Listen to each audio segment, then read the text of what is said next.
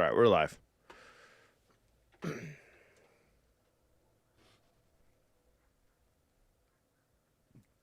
We all go quiet. Hi. That's the first. I'm just waiting for the stream to start on my computer. Just waiting for it to fucking die is what you're doing. Yeah, that's what I'm doing. Watch your mouth, Ryan. All right, sorry. Every time. Dude. Alan's been betrayed by the weather today. Yeah, why do you have the weirdest weather in friggin' Texas? Like, I thought that'd be a little more reliable. Like, I should be having the crazy weather. Should you? Where are you again? Indiana? Yeah. Is that in we've had tornadoes? snow that stuck like once this winter. And it's Really? been like 30 to 40 degrees every day. There's that one storm where it was like 20 below. And then it's been like moderate, like fall weather since. Dude, that's crazy. We have like 3 feet of snow on the ground. Really? Yeah. What? This is pretty crazy. We haven't gotten any snows over here yet in Jersey. Huh. No, Alan, are you still here? You there, buddy?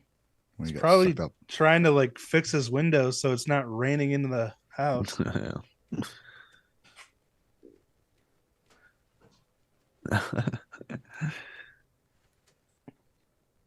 Dude, you know what I think is going on with the weather? I think everything's just moved back like a month.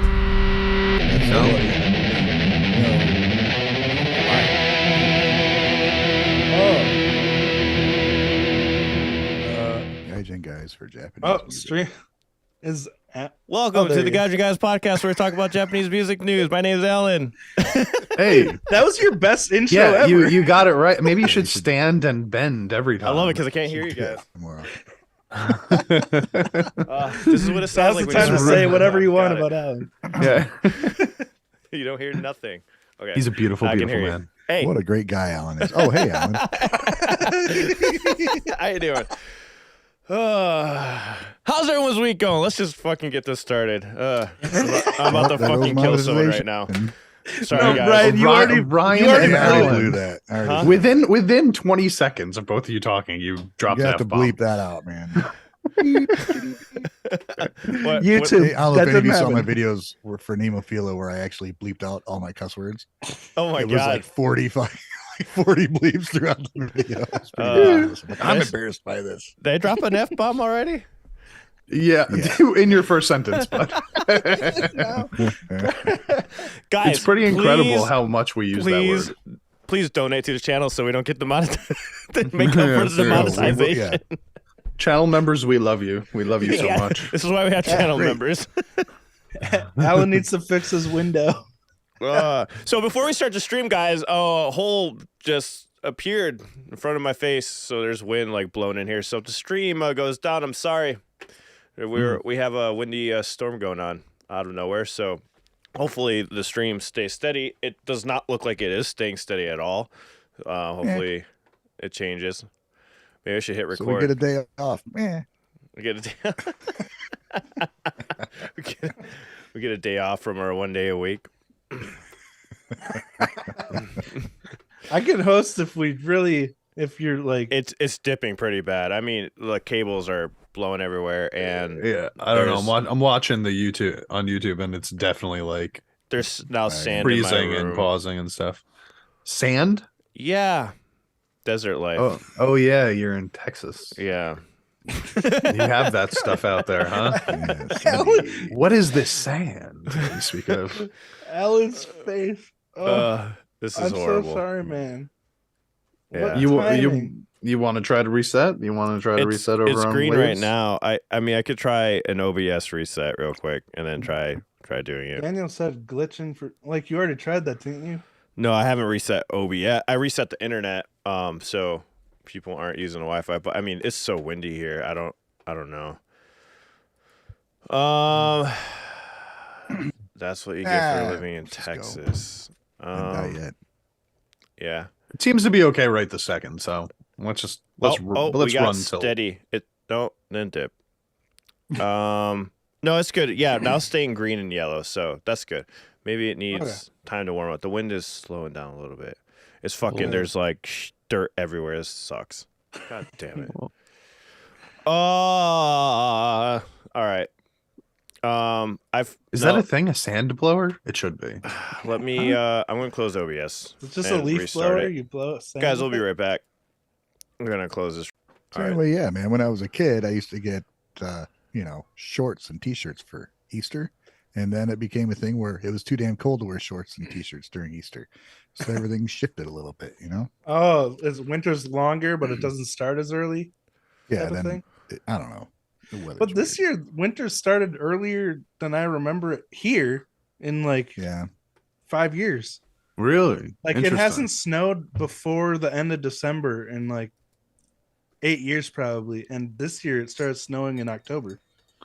Yeah, that is weird, especially since like Ryan said he hasn't gotten any snow. What, 1 day of snow? We haven't gotten any snow in Jersey, and usually we get a good chunk of snow over here. But it's been starting closer to like January, February that the winter like really gets cold and snowy over here. Here usually it's probably mild in January, and then we'll get like in March we'll get like a big snowstorm, and in April it'll fucking snow. Yeah.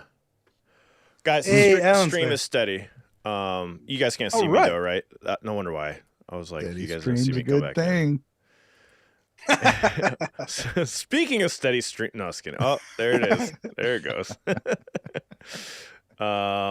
It's dipping in and out. They're gonna be able to hear audio just fine, but the visual is gonna be the shit. So I guess this is a podcast, right? So This is what we do. I guess if I you're don't know what watching the from video looks YouTube, you're really listening also. There's not gonna be much display to look at, but I mean it's good for now. But if it gets really bad, guys, let me know if the audio starts breaking up. It should be fine. But let's try this again. I'm just Yeah, gonna you make a started lot off of so real. well. Welcome to the weird Guys faces. and Guys podcast, where we talk about Japanese music news. All right, let's talk about our weeks. Ryan, you go first. I hate it when you do that. Honesty time. Well, I don't know. Oh What my did god, I I thought you were the weirdest thoughts went through my head. of what Confession you're gonna time. say. Nah, man, I just been I do my live streams on Thursdays on Twitch, and did some improvisational stuff, having fun with that. Got some reactions done, so I either need to cut them out or just say screw it and just let the patrons watch it. No, I need to edit them out, but get some stuff on YouTube. So about it, man. You're Worked on some missing like a design. whole fucking thing that we worked on The during whole the thing. week. We're gonna talk about that now. Yeah, we're gonna talk Okay, about. well- Yeah. There is a song that I wrote actually a couple years ago, and I thought I played drums on it, and it's okay. And I thought it'd be cool to have a real drummer playing it. So I asked Wave if he'd be interested. He said, "Yeah." So he recorded drums for it like 6 months ago. No, it was like November. Okay, and I honestly forgot about it. I'm like, oh my god, I forgot about that. So, and I plugged it into my old tracks, and I decided what I had, it wasn't bad, but I needed to contribute more. So I re-recorded the whole song, all the guitar and bass and vocals, and it sounded really good. And then I asked Alan if he would like to mix it, because as he likes to keep us, reminding us he's like the best mixer in the world. Did not say that. I did not say that. I must say I was pretty impressed with what I heard when he was done. So, Ooh, I it's a can't wait to hear it. collaboration between most of the Gaijin guys. Champ Sorry, doesn't do Champ. stuff so it's really hard to get him Yeah. on things. To be fair, I Hey. wasn't asked, so I don't want to take the blame for this one. He plays some sick bass. Fair enough. I wonder Fair why. enough. So Thanks. yeah, Thanks, I got a Wave. video. It's out, not out. I'm going to I guess we'll make a premiere or something with it. So my biggest question is, why didn't you ask Champ to do anything on it? Because I play I'm all gonna the other sit back and instruments. listen. Because it was Did we I get the didn't want tambourine anybody in there but yet? I didn't want anybody but Wave on it, and then I'm like, I guess Alan could mix it. I don't know. Wait, is the tambourine in there? I did. I got a real tambourine Oh, player on good. there. You got Also, it like a dude from Mexico to play tambourine on it. yeah, What? yeah. My buddy was like, "Yeah, I can do it for you real quick." I asked him, and he just like fucking did it right away. I'm like, "Sweet." I couldn't. It's because I didn't like the MIDI tambourines. I kept trying. I'm like, this sounds like garbage. It doesn't. Yeah, they suck. I was like, then I hit him. I'm like, bro, you think you can record me a tambourine track? He's like, yeah, man. Yeah, I'll do it right now. I was like, you don't have to do it right now. Get it to me by tomorrow. Fucking give it to him. Like literally, like 5 minutes later, he sends me a track, perfect audio and everything. I'm like, thanks, dude. That's so cool. I didn't know that tambourine players as a dedicated, instrument was a thing. They're so the way that works, they're called percussionists specifically, and they have like a set of percussions that they master. So he does a thing on like Fiverr where you can hire him also through there. And he does like everything that's like percussion wise, like anything that's not on the drum set, I guess you could say. Yeah.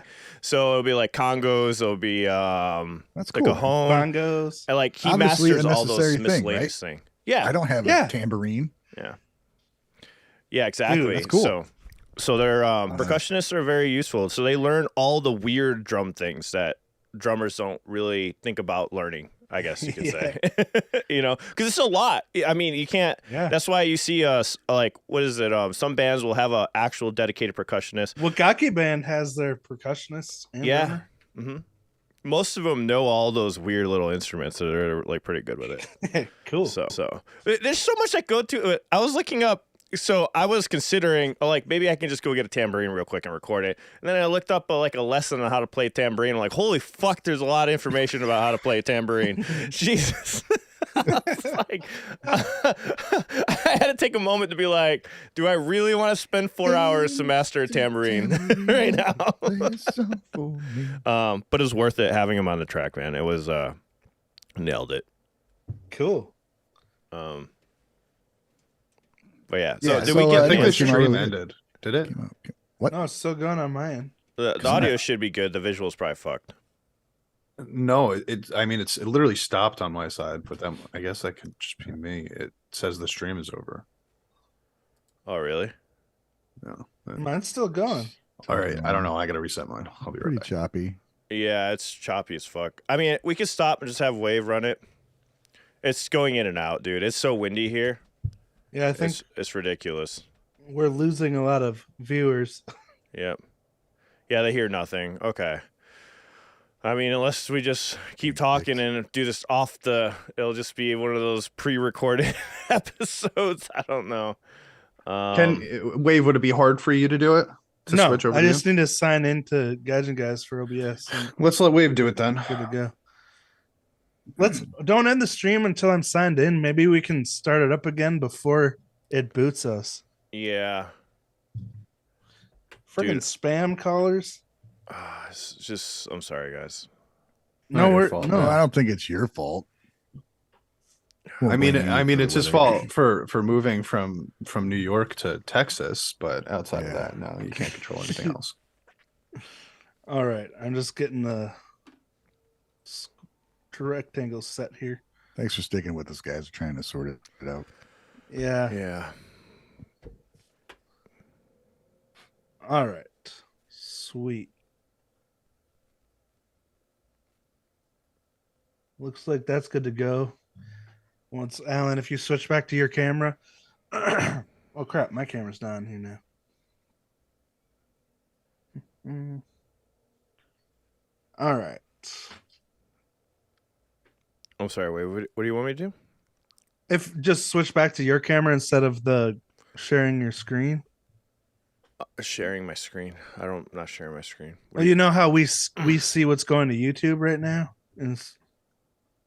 Instead of seeing the 4 squares.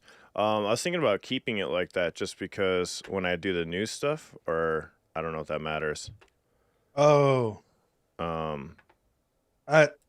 But I guess, you're right. I don't know. Well, because right now there's 4 of us in your rectangle.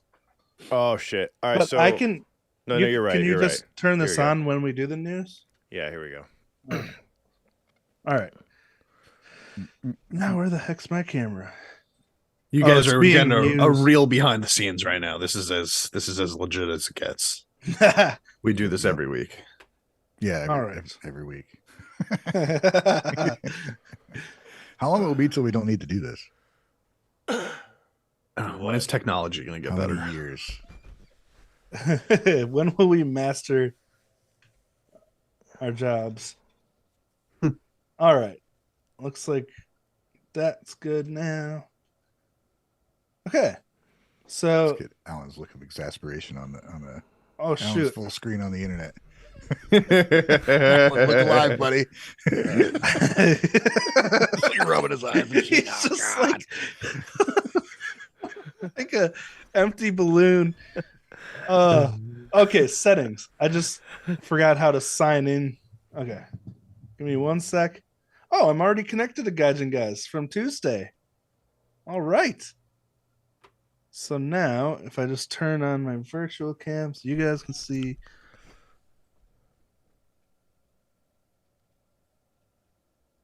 All right.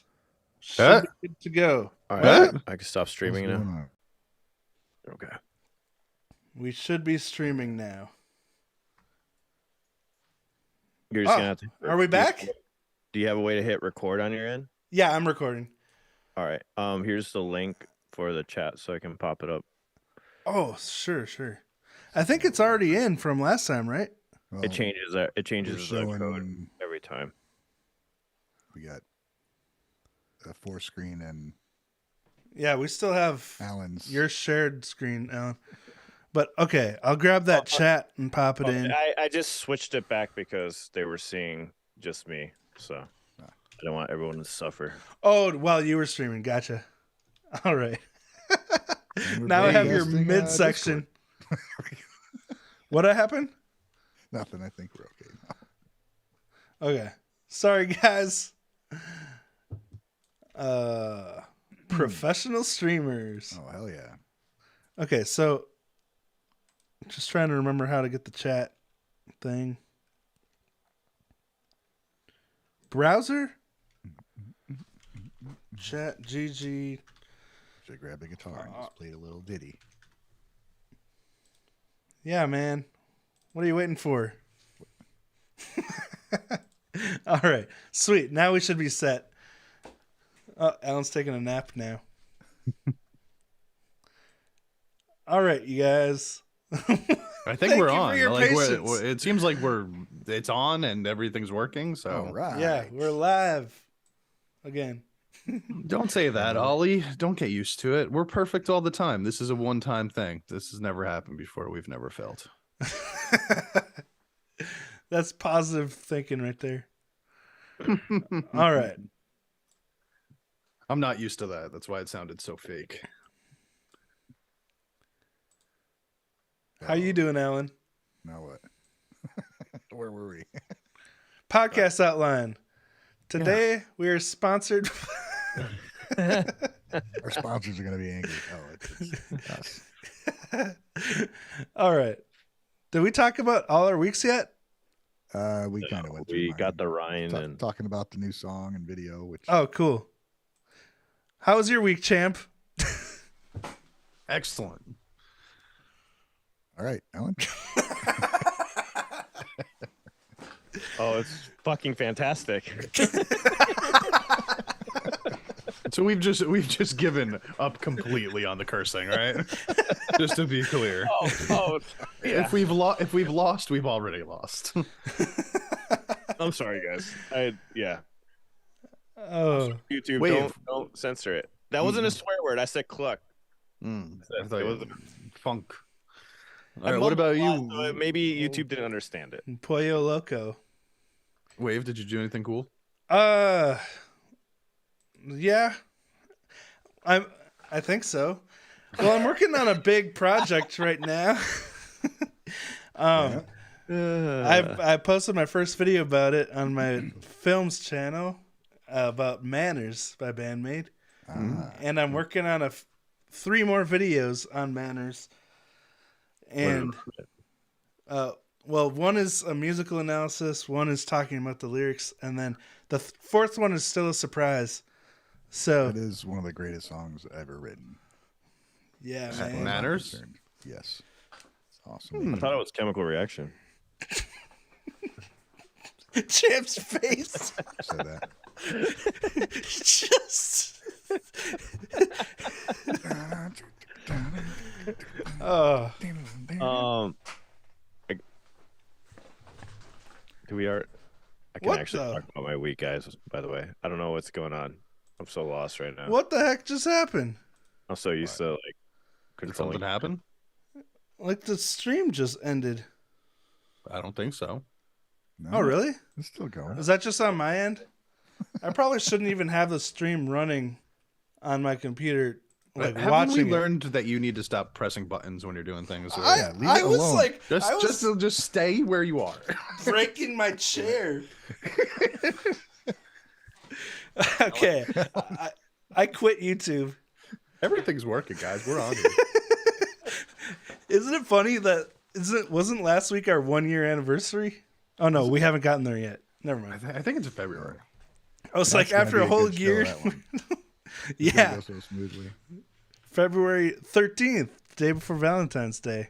That's right. That's right. It should be easy to remember. Anyway, Yeah, all let's right. just talk about stuff.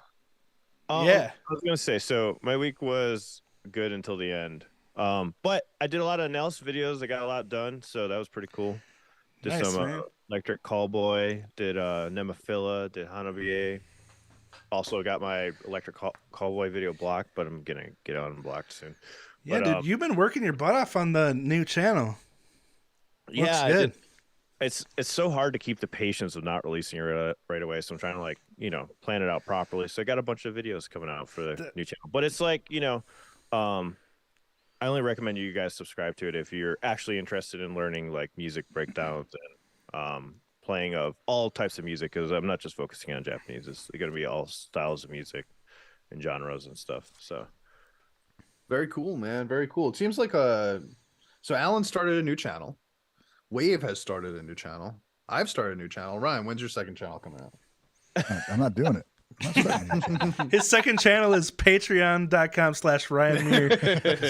Go there. yeah, the reason why I did it is because the band is going to be for the band now. So like the band is still since it's together and we're working on new material. That's the other thing. We got 2 songs ready to record the drums for. So we're going to start tracking that, start getting this EP done. But what I was going to say was the band channel, like the full band reacts now. So you get full band reactions on the Dakota channel. And then on my solo channel, it's like, individual reactions sometimes, but it's mainly going to be like guitar training and mixing. And I hope to bring Ryan's song on there too, as what makes Ryan Muir's song great. Ooh. The show how that goes. A little free promotion for Mr. Muir. I'm excited for that.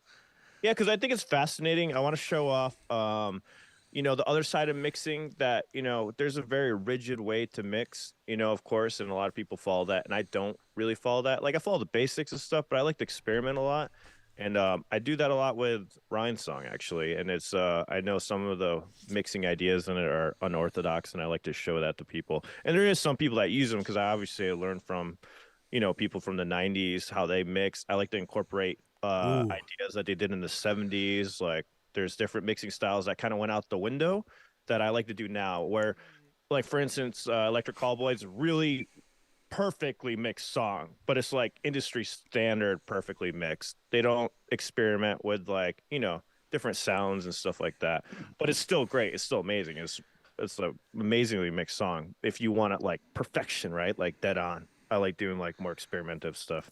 Would you say maybe you do some things that are unique to the way you would mix? Maybe aren't, and you said there's some things that non-conventional were kind of popular and they're not anymore. You're using some of that stuff, but is there anything, anything Alan specific? Yeah. There's a thing that I do that I don't think is done a lot by people, which is I create a bus and I send signals from all the instruments and singers, so it feels like everybody's playing together if I get those instruments separately. Most people will try to achieve that all in a clump, but I actually have like atmosphere buses is what I call them, and I create an atmosphere so it feels like a certain style. So for instance Ryan's song, I know he wanted it to be feelsy. So but the problem was when anybody records, it's not going to sound feelsy because it's a straight DI sound. It's very clean. So it's kind of like you got to add the coloration. You got to add in the intricacies if you're there at a live show. Make it sound like all the instruments are together in one room. And the trick is like Ryan and I were talking about, when you listen to something, you don't you hear it a certain way, but when you actually record directly in, it doesn't come out the way that you hear it live. So I try to emulate that feeling of you're there, because you're not taking into account all the inflections and bouncing off the walls and stuff like that, and on how you can craft sounds like that. So I kind of take that into consideration when I'm mixing certain people's songs. So Ryan's song I mix way different than I would do like a metal song, you know, or like I did with BabyMetal. Yeah, just to get it more cool, to man. his vibe. Sweet. Yeah, It's very interesting. Yeah, what you sent me it sounded really, really good. Mm. And even I made a comment about the vocals. I'm like, that's how I wanted the vocals to sound, and that's kind of what you were talking about. Was like, even what you hear isn't necessarily what the microphone records. So you're trying to emulate that realism that gets lost in recording through mics and stuff. And the reason why I say some people might be like about it is because they want that perfect sound, and not everybody wants that perfect sound. Like I could made Ryan all polished up and like tight and put everything to a metronome, but nobody would believe it. It would have lost its feel completely. So like it would have lost its feel. I mean, of course, there's like some minor things, of course, you know, like if there's like one hit that was slightly off, okay, move it over. But if you do that to everything, it just sounds like ridiculous, you know. The song's called "See You Tomorrow." If you want to, yeah, and you feel a little dirty after you do that. Huh? Like when you get done, like perfectly aligning an entire song. Yeah. Okay, I said I played drums on that song originally. It took a lot of perfectly, like, wow, I'm not a very good drummer.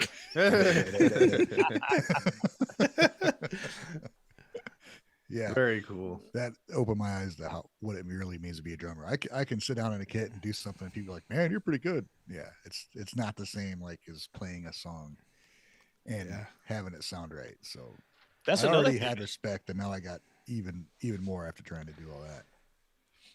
Yeah, Wave kind of convinced me to like pick up drums again too. I set up my electric kit, started playing on Frank's Cool, kit. man. And like Eric and I still remembered all the old songs that because that's how Eric and I met. I was a drummer for his band, and I was like, damn, I miss playing drums because I've been a couple of years not playing.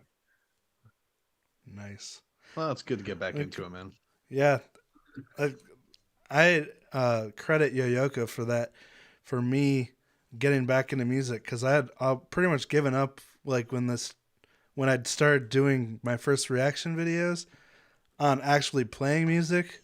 And like Ryan was just talking about the job of a drummer to keep the time and be in the pocket and create the feel of the song, the engine that drives the song, you know? And that's like something I really didn't realize until watching Yo-Yoko, and that feel that she's able to create. It's so, you know, I was about hitting the drums and doing cool stuff before, and now I finally put that together with playing in the pocket, being a solid drummer, and like just watching her videos has helped me come so far in the past 2 years. That's cool, man. I wish I could find an inspiration like that. But to tell you the truth, I don't think I even really had that when I was like actually playing consistently when I was younger, like in bands and stuff like that. Like, I don't think I was ever meant to be an instrumentalist. You know, like I feel like I was forcing myself to play instruments that I had no natural talent at whatsoever. So it was like I always felt like I was hurtling over objects that like were placed in front of me that wouldn't necessarily be placed in front of everybody else. Sounds cool. That sounds like you accomplished something. Yeah, Like, like objects set in my way. dude. Not if you hear me play. Yeah, I was not natural at all playing. I was not natural at all playing. I feel like it was always like a constant struggle just to be like okay, honestly. But you guys, like, I watch you guys play and I'm just like, no, you guys pick that shit up. It looks natural as hell, and I'm sure that you've put a ton of work into being able to do that. But I'll tell you what, man, I spent a good 15 years playing consistently every day, and I feel like I never got any better. So double that, dude. You'll be as comfortable as me. In the beginning, but in the beginning I played 12 hours a day. I mean, that's ridiculous. That's a lot. Insane amounts. Like, because I knew that I wasn't that good. And I was like, and I was like, I didn't really know how to learn things. I think that's also an important factor, is like not knowing how to learn. like it was my beginning struggle. Once I learned how to learn, which I know sounds ridiculous, but once I figured that out, that's when everything expedited. So instrument like drumming was like that took me a year or so, you know. Like everything else started falling in place, but guitar was a long road for sure. Yeah. I mean, I was playing a lot. Like when I first, first for like 5 years or so, I would say, I'd come home from school. I probably sat on the guitar for 4 or 5 hours each day, just watching TV, playing guitar while I was watching TV, looking up tablatures back in the day, and trying to figure out how to play Blink 182 songs and Metallica songs and shit like that. It was pretty consistent. I just feel like I don't know. I think like I was always meant to be more of like a writer rather than that's what I was than a player. That's what I want to jump in and say is like you've got such a good ear for arrangements, and like the things you notice when you're listening to a song like didn't even cross my mind. It's like you really think about the listener experience and how well the song will play out, the order it's in, like if it'll keep people's attention and captivate them. So like you've got a skill set that I don't have, and it's really important to making music to have that perspective in there, I appreciate that compliment, Wave. That's very nice of you to say. If only I could figure out a way to get paid for doing that. It's an interesting comment. Anyone see Rant and Chill's latest guys? Our merch store is an absolute grift. He has a real rant about GG. Sounds quite angry guy. Oh, cool. We got our first hater? What? Yeah? Wow. Dude. Somebody made a video about us. We only have 4,000 subs and we've already got... Yeah. All right. We made it. Hey, let's go ahead and check out the Justin Hawkins reaction to PassCode. So we're going to react to Justin Hawkins reacting to PassCode. He titled this video, "What the hell is this kind of music?" So this has got to be good.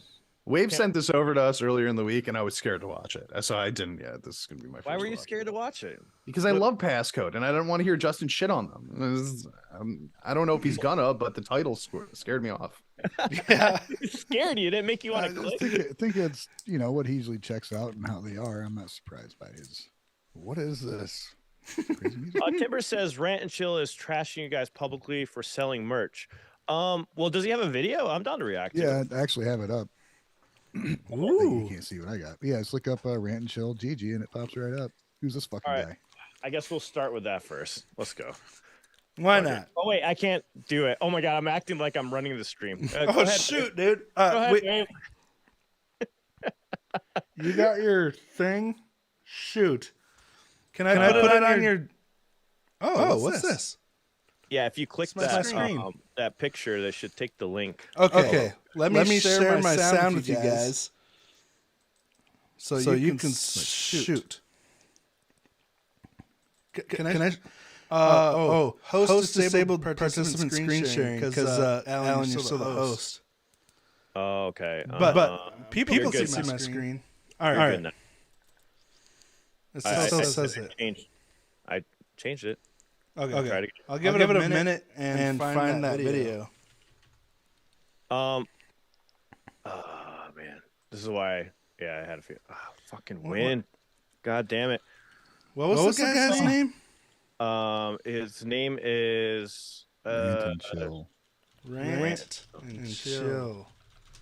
He gave a shit about selling merch. Are we giving him what he wants right now? Yeah, we are. But, yeah, maybe we. Oh fuck it, let's do it. I'm still curious. Is that Chris Pratt? It looks like Burt Macklin. All right. Now the tricky part will be getting you guys to hear my audio. Let me see if I can share that with you. What does grift exactly mean? He means we're ripping them off. Like it's. Oh, okay. So like every news station ever? No, it's because we're. I mean, I just looked at the comments. It's not cool. Well, I want to hear what he has to say. Because we sell shirts. Original designs. Some of these comments, man. Yeah, this is unethical as you can get. I'm waiting for the band's management to find this and slap a massive lawsuit on them. I hate to say it, but they should get sued on this. This is nothing but very shady scam. How's it a scam? I think these people need to research the laws behind. Yeah, I also think that anyone who buys this stuff is just unethical. If you want to buy bands merch, go to. We're not selling bands merch. The guys. Wow. Yeah, they're not getting the point at all. Apparently maybe it's misrepresented in this video, and people just believe what they hear. But we're not idiots. We look into the legality of stuff before creating designs. Look, they're original designs. They don't have a banana drumstick design. We created that from watching them live. And they don't have a MAIDIACs. They don't even call themselves MAIDIACs, right? Well, we're the MAIDIACs. I mean, they don't like coin the phrase. Right, I mean, right. There's nothing. There's no. Yeah, there's nothing on it. So that's really weird. Let's see. How about this? I don't want to watch this. Wait, don't. I honestly don't. Okay. I'm kind of curious. I really am curious what he's gonna say. Am I still? Can you hear me? Yeah. Okay. Wait. Put everything back to normal, and I think we can just watch we can just watch it from mine. Would this be better? Or they can't see that, right? They can't see that. I can switch to your screen. Yeah. You're echoing though, according to the whole chat. Still? Yeah. Take off your whatever you did with the audio thing. All right, here. I'm gonna play this real quick, and you can skip through it. All right, let's see. Hey, how's it going? Welcome to Rant and Chill. On this channel, I like to rant and I like to chill. Here we're gonna be chilling, I think, or it might be ranting. Oh God. And the channel, the group that I'm talking about, they may react defensively about this, but that's fine. This whole point of your video. For the most part, they do good stuff. They produce good content, and I like them for the most part. I just don't know what to think about this. What is this? What is this? What is this? Say it again. Asian guy. I think Okay, it's a t-shirt. Hey, everyone. Here, let's speed this up because this is 23% off boring as. everything in our shop right now. And the shirt is Kitsune's up for the Fox God. I mean, what is this, man? What So is he this? doesn't know what the fuck it is anyway. He's bitching about it. You're selling you're selling BabyMetal merchandise as if you're BabyMetal. No. You're not No, we're not. This is not BabyMetal merchandise. What is this? I don't know if you guys can hear that, but his audio is so low. So yeah, I don't think we can play this, but the MAIDIAC. So anyways, I think I get the point of it. He's saying that we're selling the band's merchandise, right? But this is not band merchandise. Now, if we copied their exact design and just threw it up, Yeah. that totally makes sense. But these are fan made. This is a fan Pie who designed some of these. Ryan, who's a fan, designed these. These are custom. Now, if they came out with a Misa shirt and start selling it, maybe we should take it down. I don't know, but maybe not. I don't know how that would work at that point, but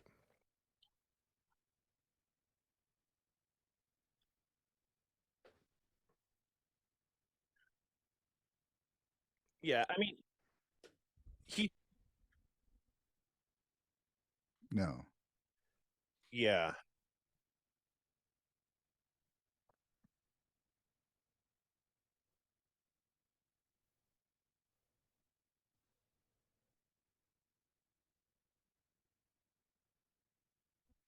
And if we're Okay, so I want to mention something real quick. Like he mentions in the beginning video that he likes us. So obviously he's just, bringing up a point. This is something that bothers him. And somebody in the chat right now said maybe it's because it comes too close to the band merch. I would agree that the Misa one came too close to the band merch maybe. But everything else, like the banana and drumsticks, I mean, if you don't know the context of it, you would never know that's a Band-Maid shirt. anybody that buys those shirts already has merch from the bands. Right. Yeah. We're not hurting them by trying to Apparently, we can fund only this fucking they can show. only hear you, Alan. My microphone was muted when I was talking on the stream, so when Alan stopped to listen to me, then I wasn't in there. Oh, okay. Well, let's talk about the most important factor here. and I'm going to bring up something that happened in the past to kind of push this point forward. Something that we haven't really talked about, that we weren't supposed to talk about for a while, but I'm pretty sure it's okay to talk about it a little bit now. We have already gone through the process of figuring out what copyrights are available and what aren't, and what we're allowed to use and how we're allowed to use it and stuff like that. Because we had begun a project a few months back, which unfortunately never got off the ground, but it forced us to kind of delve into those areas originally.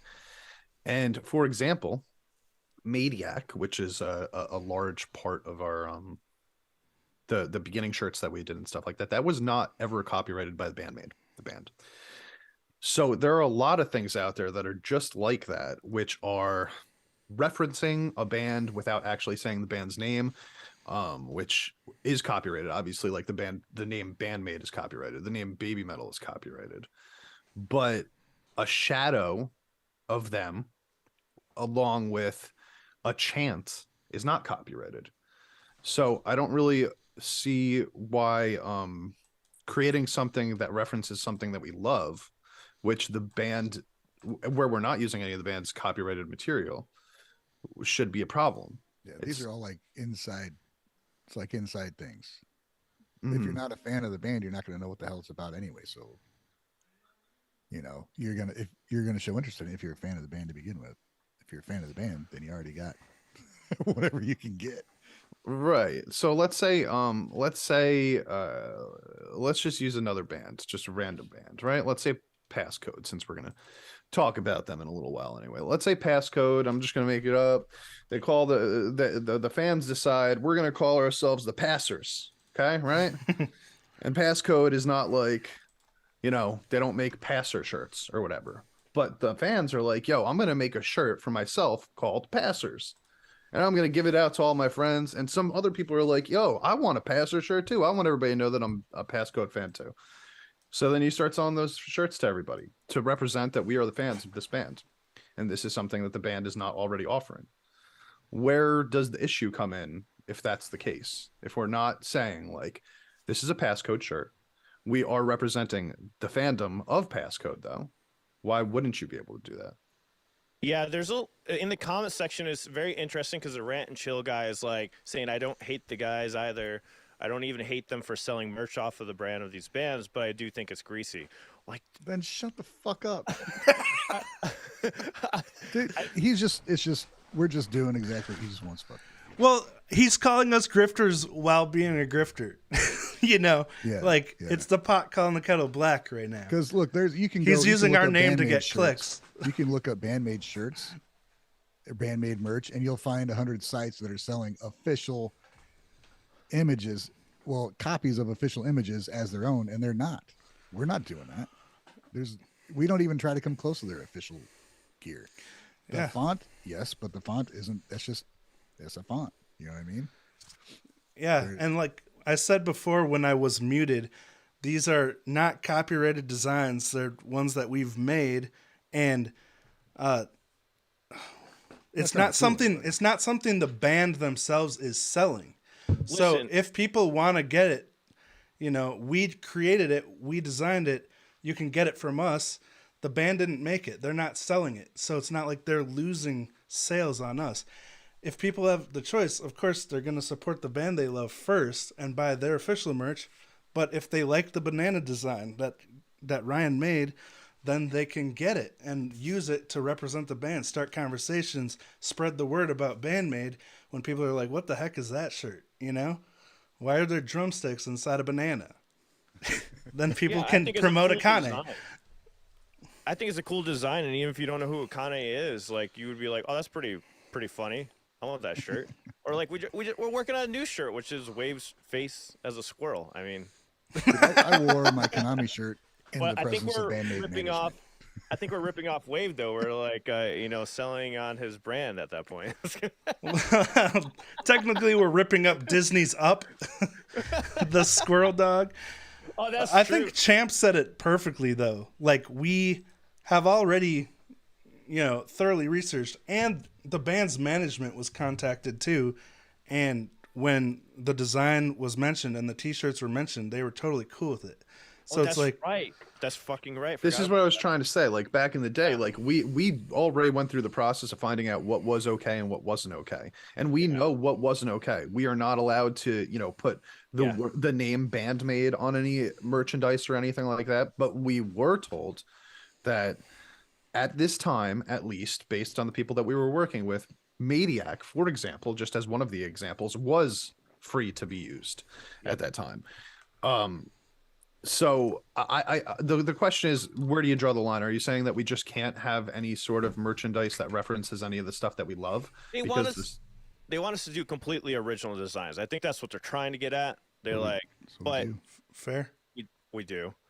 But honestly, they're still original designs. They're just inspired. They're inspired by the bands that we love. It's just like everything else. I mean, if it was a total ripoff, like I'd completely understand. Like, for example, Ryan, what somebody's doing to Ryan, I consider more fucked up when they took his Konami shirt idea and just reprinted on another shirt. Now that's fucked because Ryan took his time to design that for his love for Konami. Doesn't use Konami's name, or I guess he used Konami's name. So I don't know. There might be a gray line there because of her name. That's why I said maybe the Misa Misa one is borderline. I don't know. I don't know if their names are copyrighted either. I guess at that point it's like there might be a little gray, there might be a little weird area there. But my point is he took Ryan's design completely and just threw it on a shirt and started selling it. So I feel like I don't know enough about how everything works in this area to know how far you're allowed to go, how close to the line you're allowed to get when it comes to stuff like this. But I just think about it like if I'm a Spider-Man fan and I decide to design my own Spider-Man shirt that doesn't say Spider-Man on it or uses exact likeness on it, maybe it's like a shadow of Spider-Man, right? Like it's like a shadow of Spider-Man shooting off a web or something like that. And I create that for myself, but I don't write Spider-Man anywhere on there. Why shouldn't I be able to do anything like that? Is its own individual design. It's not directly referencing anything that's copyrighted. And I don't know. Aaron brought up a good point. Like, there's other people named Konami and Misa, of course, in Japan. So yeah, that's why I think I felt like it was okay because it's like the concert thing. When people upload the concerts, like that's fucked up. Like, you know what I mean?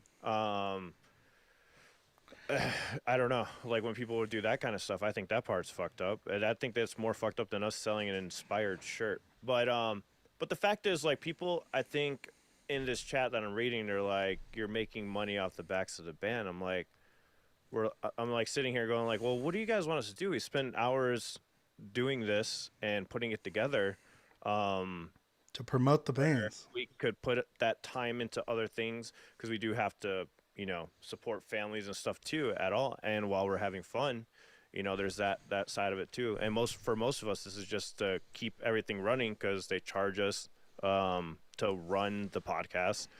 We have to pay a monthly fee for that. We have to pay monthly for certain things. So I don't know what you guys think about it. So it's really funny when people still work a full-time job, dude. It's not like all of a sudden I can fucking retire because of making money off Gaijin Guys merch. This just helps us keep doing this and have a more than just the love of doing it. It can actually help us be like, all right, let's. It makes it for me. I'll be honest. It makes it easier to justify it to my wife. Be like, hey, I'm doing this. She's like, well, why the fuck are you wasting 4 hours of your day doing it? I'm like, well, I mean, make a little bit of money off of it. It helps get some food on the table. Yeah, man. And then she's like, oh, okay. And then she leaves me alone. I mean, imagine if I tell her, I'm like, I'm going to be doing this for 4 hours. She's like, well, you could be fucking doing other things. You should edit some more videos or something. I don't know. I mean, there's that too. It's like, there's that little back and forth, right? Yeah. And it's just chatting. It's just us chatting about the bands. We're not even using their music. We're just talking about them. We're just giving our entertaining commentary on the bands we like listening to because we actually like listening to the bands. Yeah. It's not like the reactors that just react to them and then they don't ever do it again. We actually go back and listen to these songs over and over again. Dude, how many people don't even do that? They're like, oh yeah, that was a great song, and they fucking never listen to it again. So that shit just pisses me off. I'm like, we actually go back and listen to these albums on repeat. So I do that with a lot of music though, like because I just don't have time to listen to all of it. But you know what I mean. The bottom line though is if the bands did reach out to us and had a problem with one of our designs, we're not going to fight them. We would take it down. You know, it's not like we're actively trying to go behind the band's back and do that. And we're not going to dig our heels in if they're like, this is too close to our design, or we don't want this on your store. We would take it down. You know, we're not going to. Not only that, but they are already, at least to a degree, aware, because Ryan, did you not see Konami wearing that? Like, were you wearing the shirt? Wearing a shirt in the presence of the band and their management, and I gave her a shirt. They loved it. Yeah, and she reacted her with a She's shirt like, that he made. I got one of those shirts. That's awesome. They Yeah, loved dude, how many? loved the idea. They Mine loved wasn't the only fan made shirt. There were dozens of different shirts all through, and they see it and they're like, you know, they love it. Well, They're yeah, definitely aware of it. it's like reaction videos. We're using our time to promote the band. Or when you wear a T-shirt, you're walking around with a billboard on your chest, basically. And if it catches someone's attention, and they're like, "What's that about?" There's a conversation where you can share the music of that band with a new person. It'd be one thing if we didn't talk about them every freaking week. Yeah. As Leon says, there's millions of other people who make third-party merch for other fandoms, and that's the thing. Like, it's fandom merch. It's not New official Rockstars band merch. It's fandom merch. We are the MAIDIACs. You know what I mean? Like, we are the fans of these bands. So it's not like it's not like we're saying this is an official Band-Maid shirt or this is an official BabyMetal shirt. We're saying we love these bands, so we decided to make designs that are inspired by our love for those bands. If people want them, why not let them have it? Like Pete said, we would take it down if they came out and said take it down. We could be assholes and copyright it and be like, well, we can't take it down. But no, of course we're not going to do that. Like, if somebody came up to us and said, hey, you can't use that, we're gonna respect and take it down, you know. But I would argue, like, the banana and the fucking drumsticks coming out of it, that's a really original design. That's like, it could be unassociated with a lot of things, you know what I mean? Like, that'd be, I don't think a sane management company or a band company would make you take that design down, you know what I mean? Right. That's something that Ryan drew himself, you know, took time, got it up on, and we put it on a shirt, right? I don't know. Right. It's just that fandom merch is super popular. Like, it's a thing that's out there. Yeah. And it's not just a music thing. It's an everything thing. You know what I mean? Like, I go out to wrestling shows. I see people that have created their own wrestling T-shirts also. You know what I mean? Like, it's... I don't know. I mean, I could see... I don't want to jump all over them or anything and be like, I don't... You know, you're crazy. This is a stupid thing to bring up. You know, I've looked at it myself and been like, I wonder if this is if we're allowed to do this at first. And then we kind of did some research into it. And like we said, we are actually able to, like, you know, get in touch with management. And we haven't had any issues whatsoever on this front. So if it became an issue, we wouldn't fight it. Like they're saying, like, if one of the bands, any of the bands came up to us and said, we do not want you selling that, we would stop selling that. But I want them to come up and be like, I don't think like they that care. Design. Can we use it? Yeah, take it. Yeah, like, put it on your store. Yeah, if they said they wanted it instead, we would just give it to them. You know what I mean? It's not like we're trying to license these designs out or anything like that. It's just that we're the only ones that have them right at this moment. This is something that Ryan has created or whatever, and it's like, you know, if you don't want to sell it, we won't sell it. But as of right now, it doesn't seem like any of the bands have any issues with it. So I'm not sure why any of the people that listen to the bands would have issues with it either if the band doesn't. Yeah. Cool. I'm going to say I'm pretty happy that this is one of his biggest videos, though, in the past 2 weeks. Cool. Yeah, you're welcome. Well, thank you, Rant and Chill, for making the time to talk about us. We appreciate it. Just improve your audio. I like the Burt Macklin look. The aviators. Also, nice. let's Ryan, did you bring these shirts to the Band-Maid shows and try to sell them outside the venue? No, I gave him away. Oh, absolutely, dude. He made thousands of dollars, dude. Thousands. I drove a Mercedes home after Boston. So, like, no, I took extra shirts I had, not the ones. There's some shirts I made to begin with, and I got a bunch of them shipped to me, and then I started that store. That you paid for yourself to get printed. Yeah, it wasn't really super cheap. So I took them with me, and I would talk to people like, hey, I've been wanting to get one of those shirts. So I'm like, here, have one. Yeah. Yeah. And people, oh, well, I'll buy one. I'm like, no, you can have it. Just take And it, man. there's a difference right there to like, you know, it would be different if you were standing outside the venues while Band-Maid was trying to sell their merchandise and you were saying, no, buy my merchandise before you get in there. Yeah. And now you can't afford to buy their merchandise.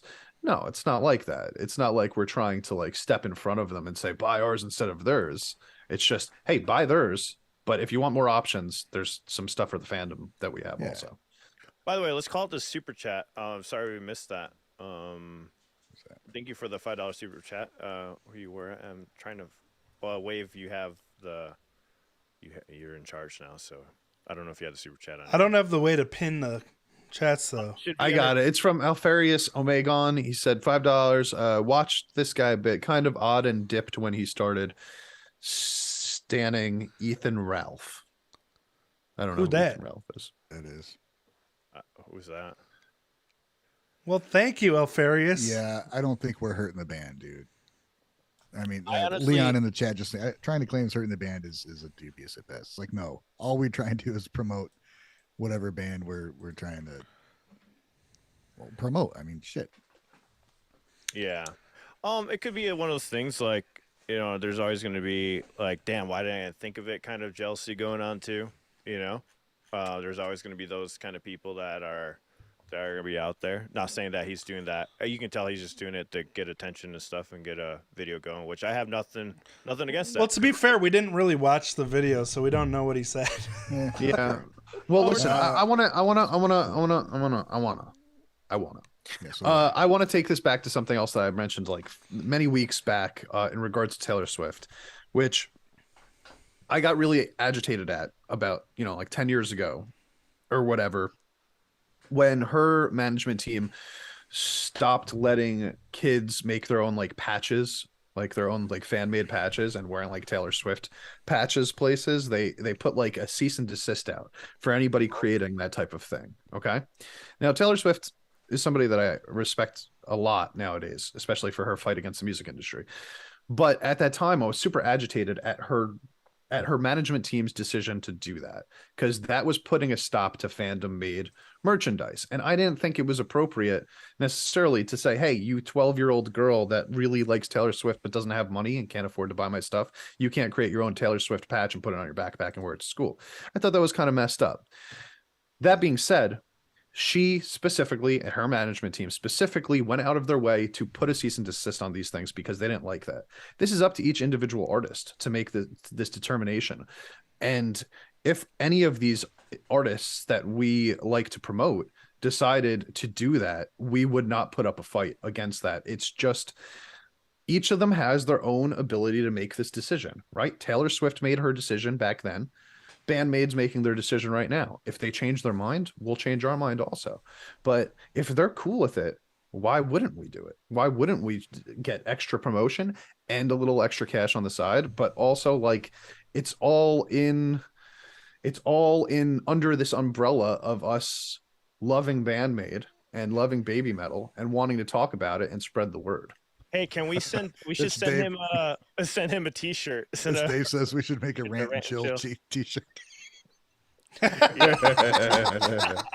I'm down. We should definitely send him a T-shirt. That would be hilarious. I was gonna say something and I completely forgot. But I agree with you, Champ. What you're saying about with that whole thing. Like, if they hit us up, of course, take it down. And for me, this is what I would do. And also, I'm not in the position of any of these famous bands, right? I would love it if fans made Dichotic merch, because that means they spent their own money, their time to make it, and they're also representing the band, and more people are going to see that name. Oh, hey, what is that? And I would even go to say, like, if I saw a badass shirt, I'd be like, hey, do you mind if I use your design? We can make this a main design, you know? Fucking give them some money for making the design or whatever. Like, it was like, I would think it would give you inspiration for more art or something. I only made the Konami shirt because people were asking for it for like a month, for a month. Dude, if you made and the MAIDIAC shirts, if people were asking for it. Make shirts. I'm like, all right, I'll do it. Mm-hmm. It wasn't like my big plan was to make shirts and sell them off of a quote that I happen to say during a video. You know, people Right. wanted it, so I was like, all right, cool. If I'm going to do this, it's not fucking free. Yeah, You but know? also like I mean like what Alan was just saying is like it's such a good point though. Like these bands might want this, you know. Some of these bands Right. might prefer that this is happening, you know, and that's why they're not saying please stop doing this, because they actually enjoy the fact that this is happening. And if that's the case, then why would we not do that? Konami was so happy, Chanting real about shit. it. So Yeah. but like Hadesio said, that's really cool, Hadesio. I forgot about that. People recognize the Dichotic shirts during the MTH concerts. That's fucking awesome. Forgot about Nice. that. That's really cool. The concerts go to. I do see like there's a lot of reasonable people in the comments of this video, and I totally see where they're coming from. Like if it was ripping off the band, the one solid argument that comes up is about using the band's likeness, because there are silhouettes on the shirts, but silhouettes are not likeness. If you showed their face, that would be a different thing, but an outline, a shadow, could be anyone. Yeah, You know, that's it could be that's what I any was- girl with bangs and long hair. You know? Well, it could be, but when we put their name next to it, then it definitely changes that a little bit. But True. but I do, but Yeah. I still don't. I don't. I'm I don't talking mean from a to- legal aspect. We're not using Right, any likeness. Can I answer this one comment though? I'm glad I'm not the only one that thinks this is wrong. I'm sure they will also say they don't make any money from this. No, we make some money from it. Yeah. It's to run the podcast. Yeah, pretty much. Do you guys see how many clips we put out like during the week? Like there's a lot of prep that goes behind it. I spent 2 hours. Yeah, but Alan, I don't want to make that the argument against it. Like, I don't want our argument for doing it because we need to make money in order to do it. Like, that's not. I mean, it's true, but it shouldn't be the main point of this. I just like, wanted to point that out. Like, no, we're not sitting here trying to say we're not making anything off of it. you know? Yeah. I think the two things that we should hyper focus on in this debate would be, one, are we doing anything legally wrong? And two, are the bands that we are inspired by in order to do this affected by it negatively and displeased by it? On the latter, the answer is no, right? Nobody's been affected negatively, and none of the bands have had any issues with this. On the former, the legality aspect of it, that's also a no, because we haven't used any trademarked or copyrighted material. So those are the two things that I'm going to continue to hang my hat on. But if you want to get into the murky waters of the ethics of it, do you feel personally that it's ethically okay or it's not? I guess that's for each person to determine for themselves.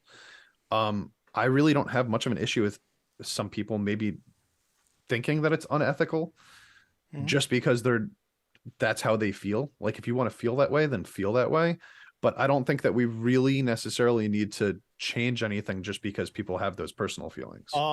Don, you're completely wrong. Names are not trademarks until they're actually trademarked. Yeah, someone mentioned earlier, there's a lot of Misas in Japan. There's a lot of Konamis in Japan. It's not a You trademark. have to actually trademark the name, so that's incorrect. Just letting you know. You have to actually trademark the name, which people do. Like McDonald's is trademark. If you throw McDonald's on a shirt, they could go after you. Even though there's people with the last name McDonald's, they can actually still go after you because it is actually a trademark. Imagine. That'd be wild. That's only relevant for Call the US, Rosie. right? So, Wave, call Rosie. Oh, is she in the chat? Oh, shoot. Well, I also think that I'm sorry, I got thrown off by the Wave Call Rosie thing. What were we just saying? Hi, is everything okay? Still live, buddy.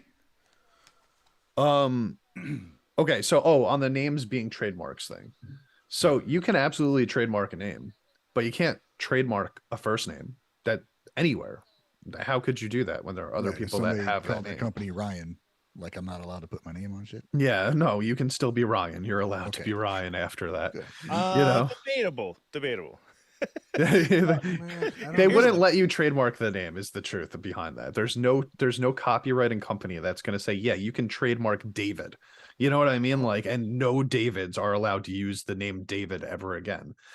it has to be more specific than that. I used to work for a company that would that we invented medical supplies, right? And we had to come up with names, and there was a lot of restrictions on what you could and could not use and what was or was not considered to be trademarkable, right? And like there are a lot of words and phrases out there that are allowed to be used for the public completely, and you cannot trademark them. That's why most of the time that things get trademarked, they're phrases rather than just one word or something like that.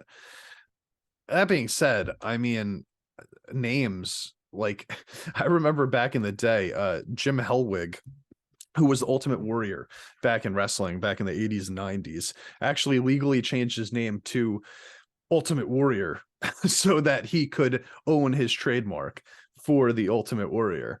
But at no point was he able to trademark his real name, Jim. You know what I mean? Like he had to change his name in order to do that, in order to own the trademark for his character. There's another interesting comment. He put, I guess I'm the odd man out here, but based on images of their merch, there isn't actually any copyright violations. Here, take the font used for the Band-Maid stuff. It's not actually Band-Maid's. Any free font website has a font for people to use for free.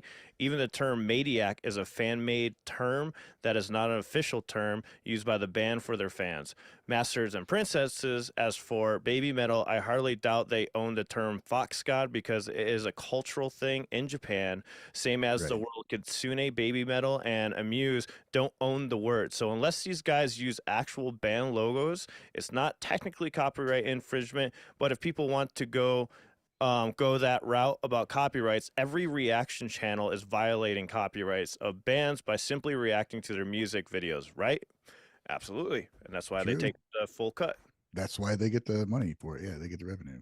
Hey, by the way, thank you for gifting out 5 memberships, Mako Luku. Thank you so much. I really appreciate that, man. Awesome. Thank you. And yeah, like I think we hit it, guys. Yeah, let's tie a little bow on here. Yeah. I want to say that I'm not angry at this guy for not at all creating the debate, although I think that there might be more information that's required for him to make a stronger argument on his side, and therefore I think that it's a little bit misguided, the conversation. And if all of the information was out there, then I think that it probably wouldn't have started in the first place. But that being said, I just want to be very, very clear that if any of these bands ever had an issue with this, we would adhere to what they were saying. But as of right now, I think they like it. So yeah, our main goal is to support them. Coming out soon, anyways. We got a squirrel shirt of Wave, so get ready for that. True. Yeah, at the end of the day, our main goal is to support these bands and promote them. So, like, we obviously don't want to do anything that would go against that. And, yeah maybe I missed the whole last 5 minutes of conversation. So, like... let's go on to the Justin Hawkins thing. Okay.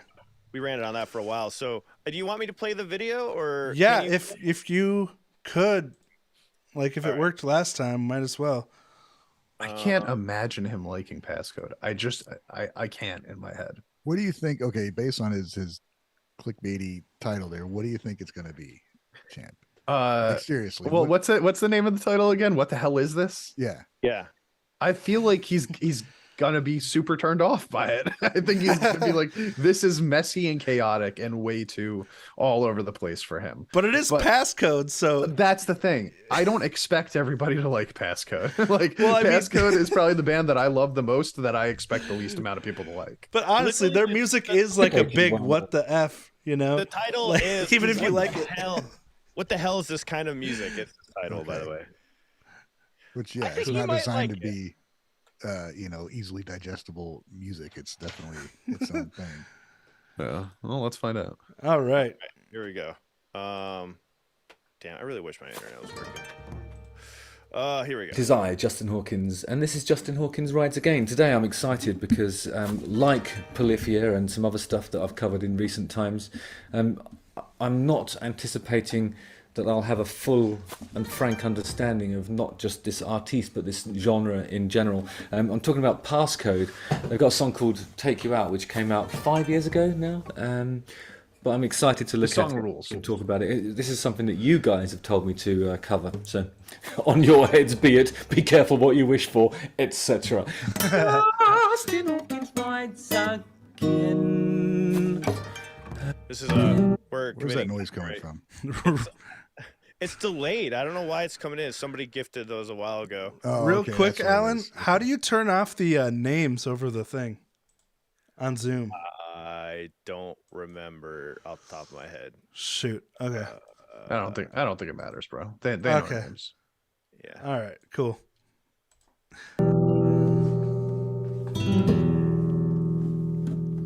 I just realized he has a nose piercing. I never noticed. This is a band that a few of you guys have recommended, and we weren't sure which song to go for, so we've chosen this one called Take You Out. Here are some comments that were on the video itself. Raptor Royale says, one of the best female screams I've ever heard. You guys made me fall in love with metal even more. Some people just love the sound of women screaming, don't they? What does that say about you, Raptor Royale? I'm just kidding. Per Van Ktoft says, I just clicked on this link and muttered, it's probably pop. Famous last words before a growl sent me backwards into the chair. Okay, another Japanese band that needs attention. So little time and so many great Japanese bands. Excellent. Well, PassCode are indeed a Japanese metal idol group that was founded in 2013. Japanese idol is a type of entertainer marketed for image, attractiveness and personality in Japanese pop culture. The band mixes metalcore with EDM and J-pop, so that's exciting. Can't wait to hear that blend.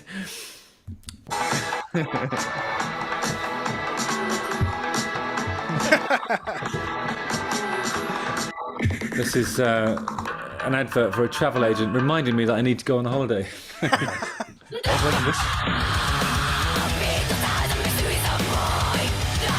You know what? This isn't arsing about. Straight in there with the death howl, and thankfully some what's it called, subtitling for me to understand truly what they're trying to put across.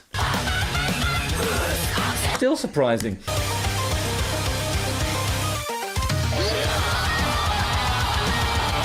I love that bit. The second section goes into she's just literally holding her head and doing this in the way that a video game enthusiast might do that if they get to like an unprecedented level. They're just about to encounter the big boss and then they get splatted by something unexpected. I do play video games, but I don't clutch my head and scream no. But that looks like that a bit.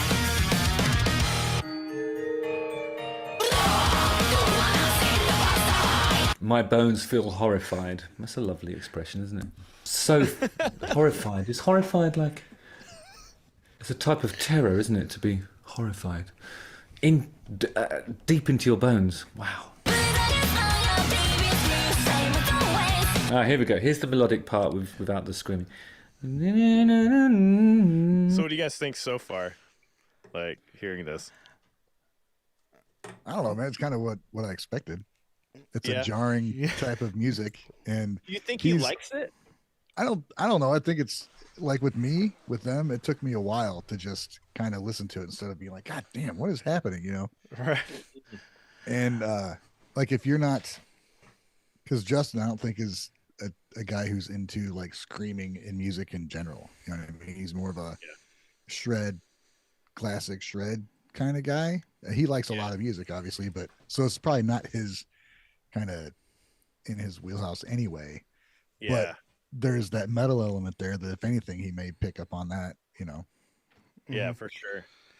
Yeah, I don't want to be that dingus, but I just want, because I'm a dingus, like I said, and terror is a fear of the unknown, and horror is a fear of what you know is happening already. That's it. I had no idea that that's what that meant. I had no idea that's what it meant, and I already forgot what you said. Fair enough. I'm the only one who cares, and I understand. So which one's the fear? Wait, say again. Terror is what? Terror is a fear of the unknown, and horror is a fear of what's happening to you in the moment. Oh, that makes sense. Yeah. So if I get my leg chopped off, I'm in horror right now. Yeah, Right. like suspense movies where you never know what's coming. Yeah. is terror, and Terror. something like the Chainsaw Massacre, where you know what's happening, is horror. Oh, You know? But there's a Wow. terror element before the horror, right? Yeah. Well, yeah, they go hand in hand. I'm in terror, now I'm in horror immediately afterwards. What I love about it is also the thing that makes it the most challenging. It's unending. There's no light and shade to it. It's just gang, gang, gang, gang, gang, gang. Really, really. It just keeps hitting you in the face with a new melodic idea, or back to the screaming. Some of the guitars are heavy. Some of it's got sort of synthesizer-y stuff in it. I mean, obviously you can hear this by listening to it, but it's like you can hear this by listening to it. Great analysis there. I'm on fire today.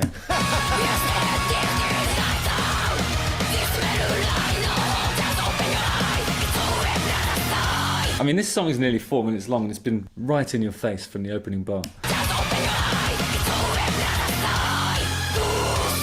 It's always bright outside. Obviously not. I haven't lived in Lowestoft, have I? Here comes the dropout. Thank God for that. This is what I was talking about. It was relentless, and now we're going to get at least a half-time bit, and which is earmarked by the lyric, "Go slow." All right, let's go slow.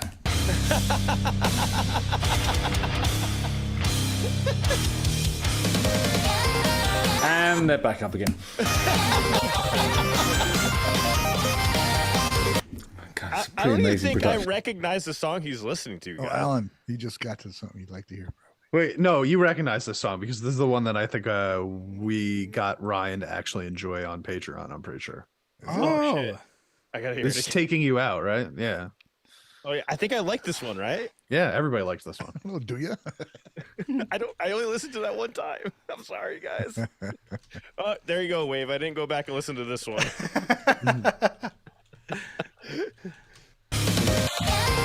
And they're back up again.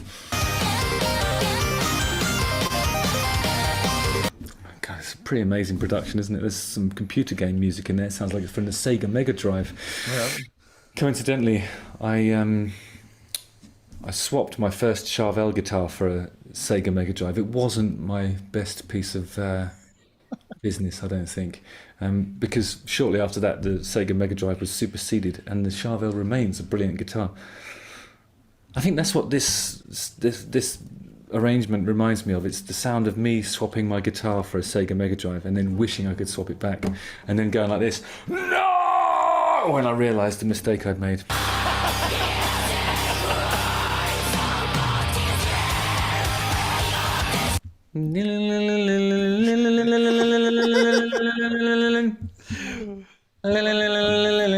Oh my gosh, that reminded me of.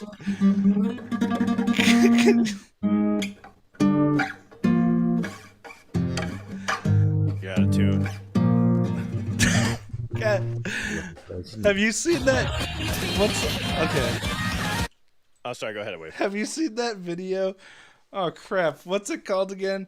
I used it as a meme in my video I made this week. But that singer that's like,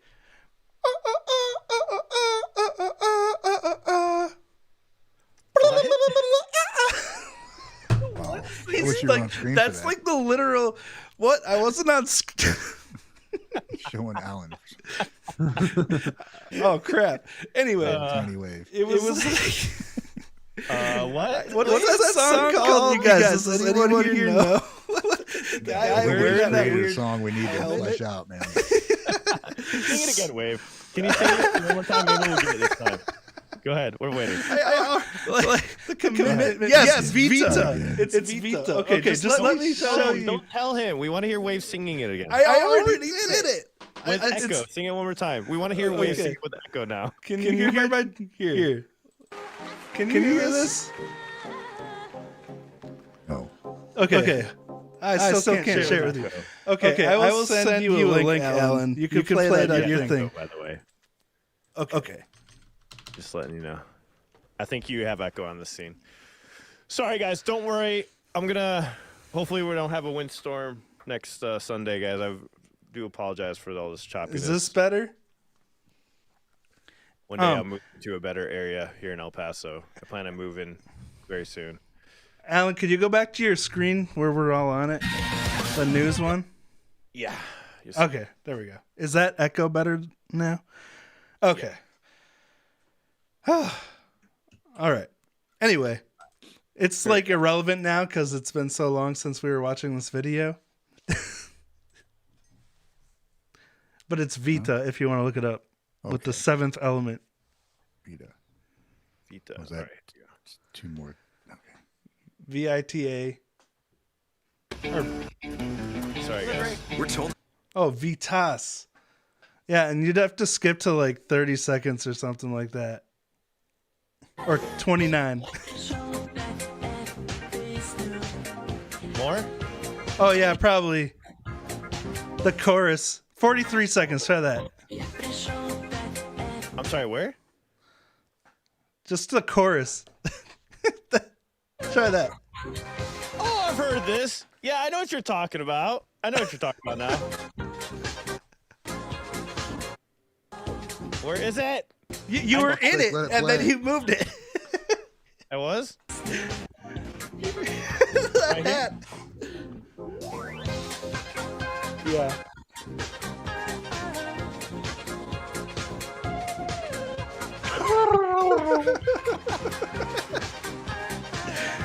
Ryan's loving this. Okay. So apparently this has been around for a while, but I just discovered it this week, and it made my week. I remember that. Wasn't that it was played in a movie. I can't remember which movie, but anyways, let's move on. Back to Hawkins. Here we go. Some blast beat there going into like a little.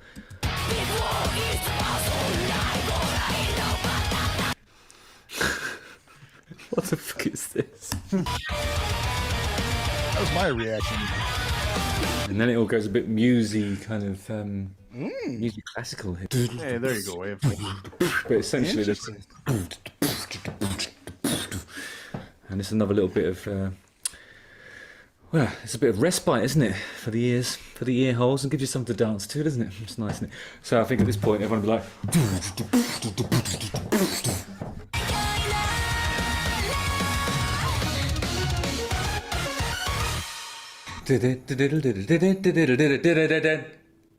Sounds like the end of a sort of. Game show. Well, I mean, it looks like the end of a game show. It says time up. Oh my gosh! Betty lit from above. It looks like a Called TV it. game show. And that last bit sounds like TV game show music. It's a really interesting way to end the song because they could have done it a million different ways. I mean, they've tried a million different ideas, and it could have been like, you know, could have used one of the really. But no, time's up. Almost as good Really as weird. Wave at reenacting. They've made really weird decisions, and it just seems like a million ideas all rolled into one.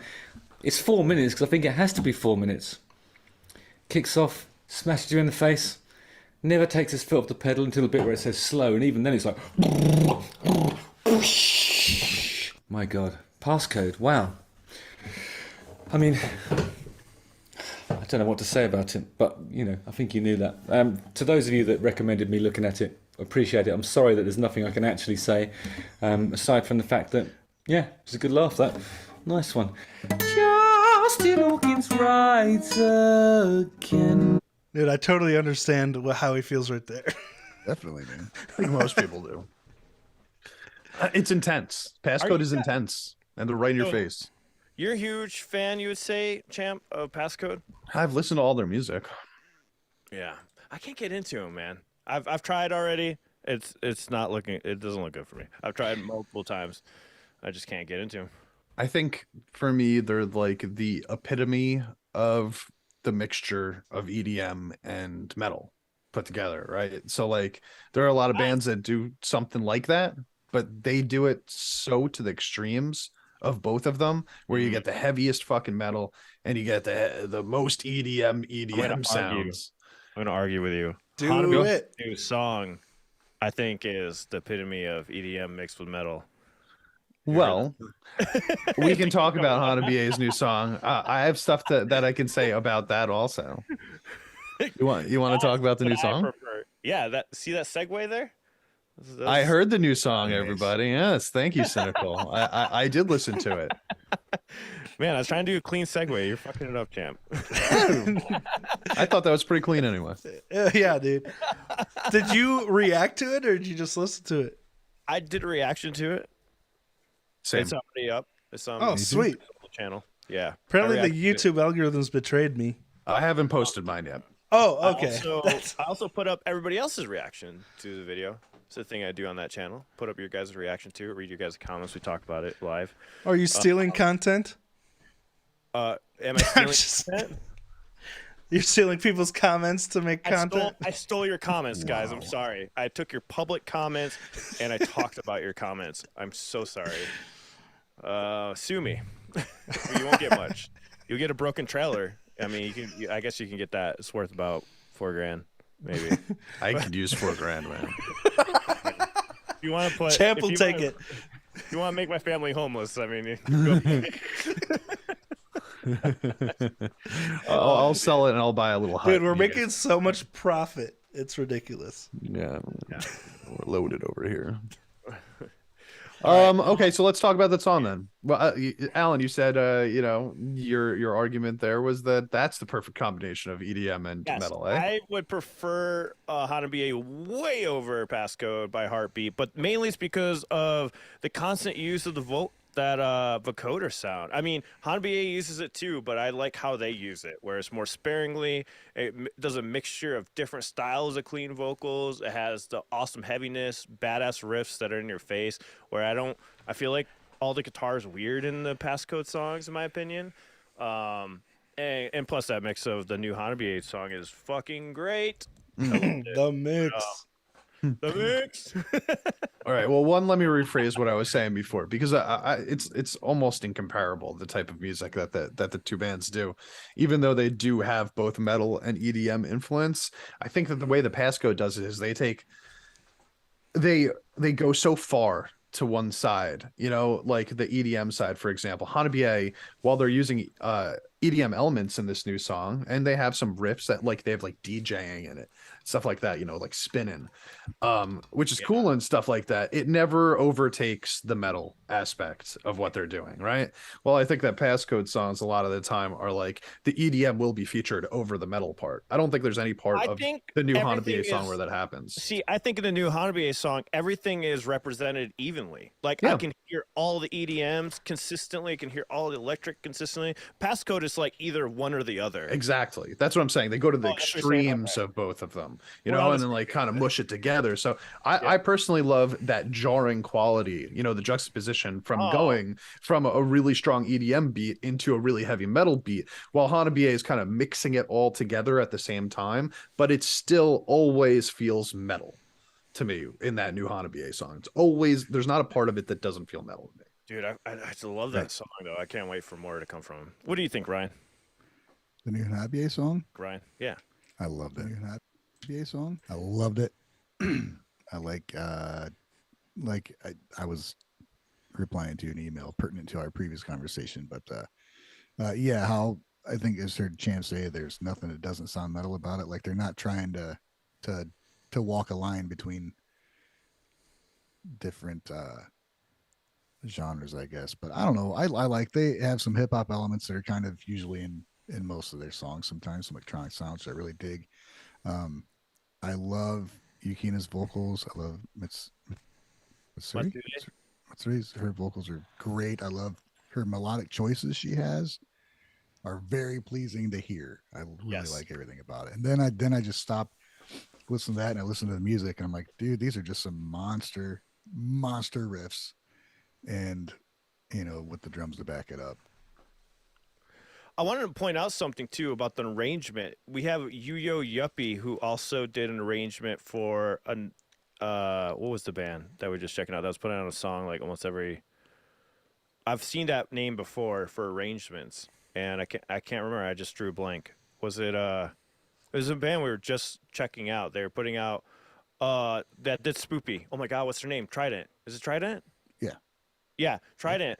They also had the same person doing arrangement, which I thought was interesting because it was completely different. But Matsude actually has part in the arrangement, and I think her vocals. I agree with Pubaka. Pubaka had mentioned it during the live stream that her vocals have gotten so much better too.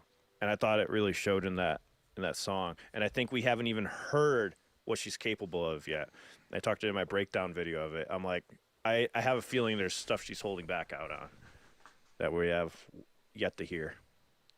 I think it was really cool how she just spanned all the different styles, like of vocal genres. You know, like Ryan said that there's that like hip hop part in the middle of the song where it's very rap heavy, but it's also like back and forth from rap to screaming, just like a rap line, then a screaming line, and then a rap line and a screaming line. And I think that, you know, how often do you hear that? Oh, Yu-Yo Yuppie says is responsible for a lot of the BabyMetal songs. Thank you for clarifying. That's right on. too. But she was on the Trident one too. But that might make sense why I love the Hanabiye song so much, because I love BabyMetal's music, and but it doesn't sound like BabyMetal, man. It sounds like Hanabiye. It sounds like Hanabiye. Like that's them. Like it's so well blended. The mixing is done by Meg. I don't know who that is, and I just gotta say shout out to the mixer on that, because they really did a great job blending all that together. Yeah, what do you think, Dave? I loved like the guitar was really cool. How rhythmic it was. Like it was never really. It didn't seem to ever be used as like a blanket to cover the song. Super rhythmic, chunky, cool sound, and that drum beat was pretty epic in that part that repeated like 3 times. It was kind of like the pre-verse or whatever, but where it was like instead of just a straightforward, you know, snare on the 3 of every measure, it had like a lead-in fill for the snare, which I thought was really cool. Yeah. Pibaka was saying Meg also mixed the Divine Attack song by BabyMetal, and that's interesting because they're totally 2 different mixes. And also in Divine Attack, those aren't real drums. That's programmed also. So that might be the biggest difference too between those 2 mixes. There's a lot more layers. That's why I like the live versions better. Yeah. Divine Attack was, when I was breaking down the other song, I don't know if I mentioned it in my breakdown, but yeah, they're definitely programmed in. It's completely perfectly to the click. Dead on. Like it's like exactly on point. I almost think the bass might have been programmed also. The bass guitar. But that's why, yeah, we gotta wait for those live versions to come in. Or they took it and just aligned everything. Snapped it. I mean, Band-Maid drums are all perfectly to the click too. You know? Yeah, but you can feel the realness in it, like the dynamic. That's because it kind of is perfect. I mean, yeah, they're always going to do that, but it's like too, you know what I mean, wave. It's like too perfect. Yeah. You snap a wave to the line, it's still slightly off unless you go in there and like micro fucking move that wavelength in. And there's a lot of the dynamics that have nothing to do with the actual timing that you can only get from a real drummer. Yeah, because if you move some hits over, it'll sound all wonky. Yeah. you gotta make sure you slide other things over with it in the wave, otherwise it won't make any sense. Yeah, phasing. All right. That's it? That's all our thoughts on the new Hanabiye song? All right. I need to hear it again because, man, it was like a lot for the first thing I heard this morning. Gotcha. I liked it a lot. Let me just say that. I think it was one of my favorite. I think it might have been my favorite Hanabiye song. I still have to post my reaction, so I'll remember more. Definitely one of my favorites. I liked when it showed Yuki, you know, like at the start, I was expecting her to just start freaking screaming, and she had that super cute. You know, she said the name of the song, and I was like, "That's awesome." Yeah. And then it just goes nuts. So it's just cool. I like the dynamics of it. Nice. All right, so let's talk about the Band-Maid Tokyo Garden Theater concert that I got fucking not able to watch again. Another concert. I wish I could give you a hug, man. Really good, man. Really good. Apparently I've discovered something this morning that I signed up to do and didn't even realize what I was doing when I signed up to do it. I don't know if I can mention it. Oh, shit. Probably should have never said anything. But anyways, there's something that happened in that concert that I found out literally this morning because I still haven't watched it yet. Oh, yeah. Are we going to talk about that? Yeah. Fuck it. Poor Al. It's in the song or in the title of the stream. So, not a spoiler now, I guess. All right. Talk about Wave. Oh, sorry. I didn't know if you wanted me to go.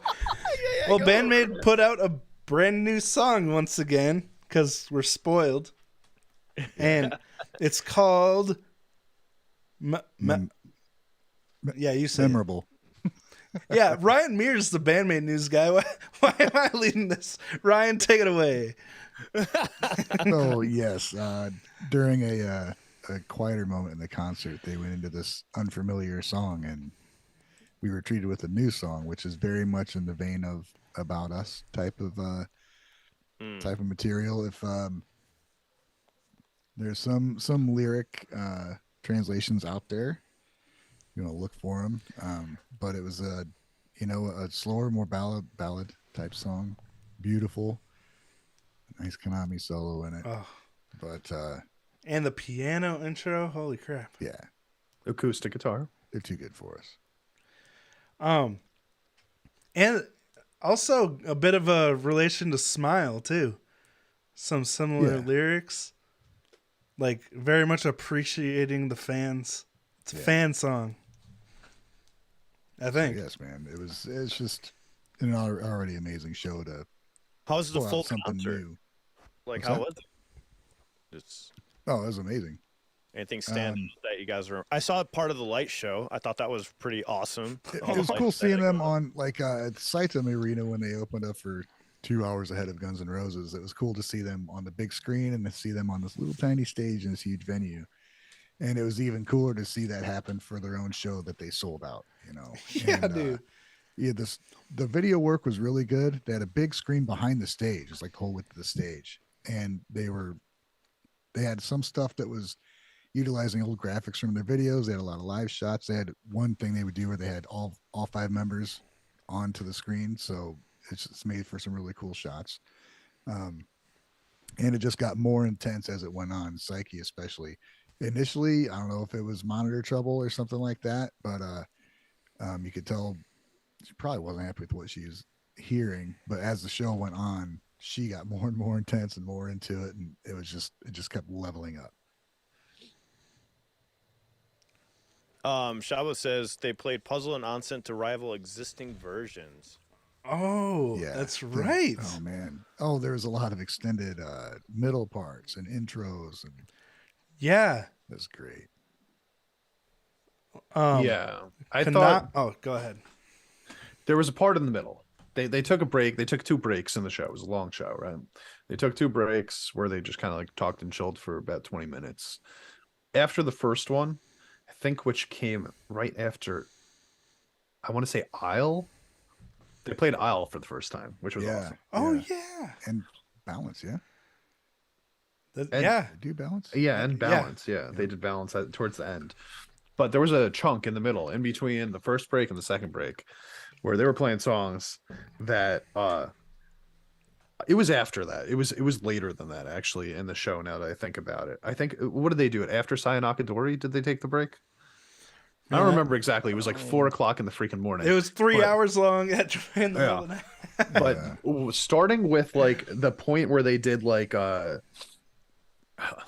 they came back with Sense. That's what it was. Remember, because they started the second part of the show the same way that they started the rest of their American tour, with Sense. So they came in, they hit Sense, Habana, Corallium, About Us, the new song Memorable, Matters, Puzzle, and then Hate. And from now on, they're all like #1 songs, dude. Yeah, that chunk of music, that chunk of performance right there was one of the greatest chunks of any performance that I've ever watched in my life. I was so surprised that they played some of those songs, and when they did play some of those songs like Puzzle, they absolutely crushed it. It was the best version of that song that you could possibly find.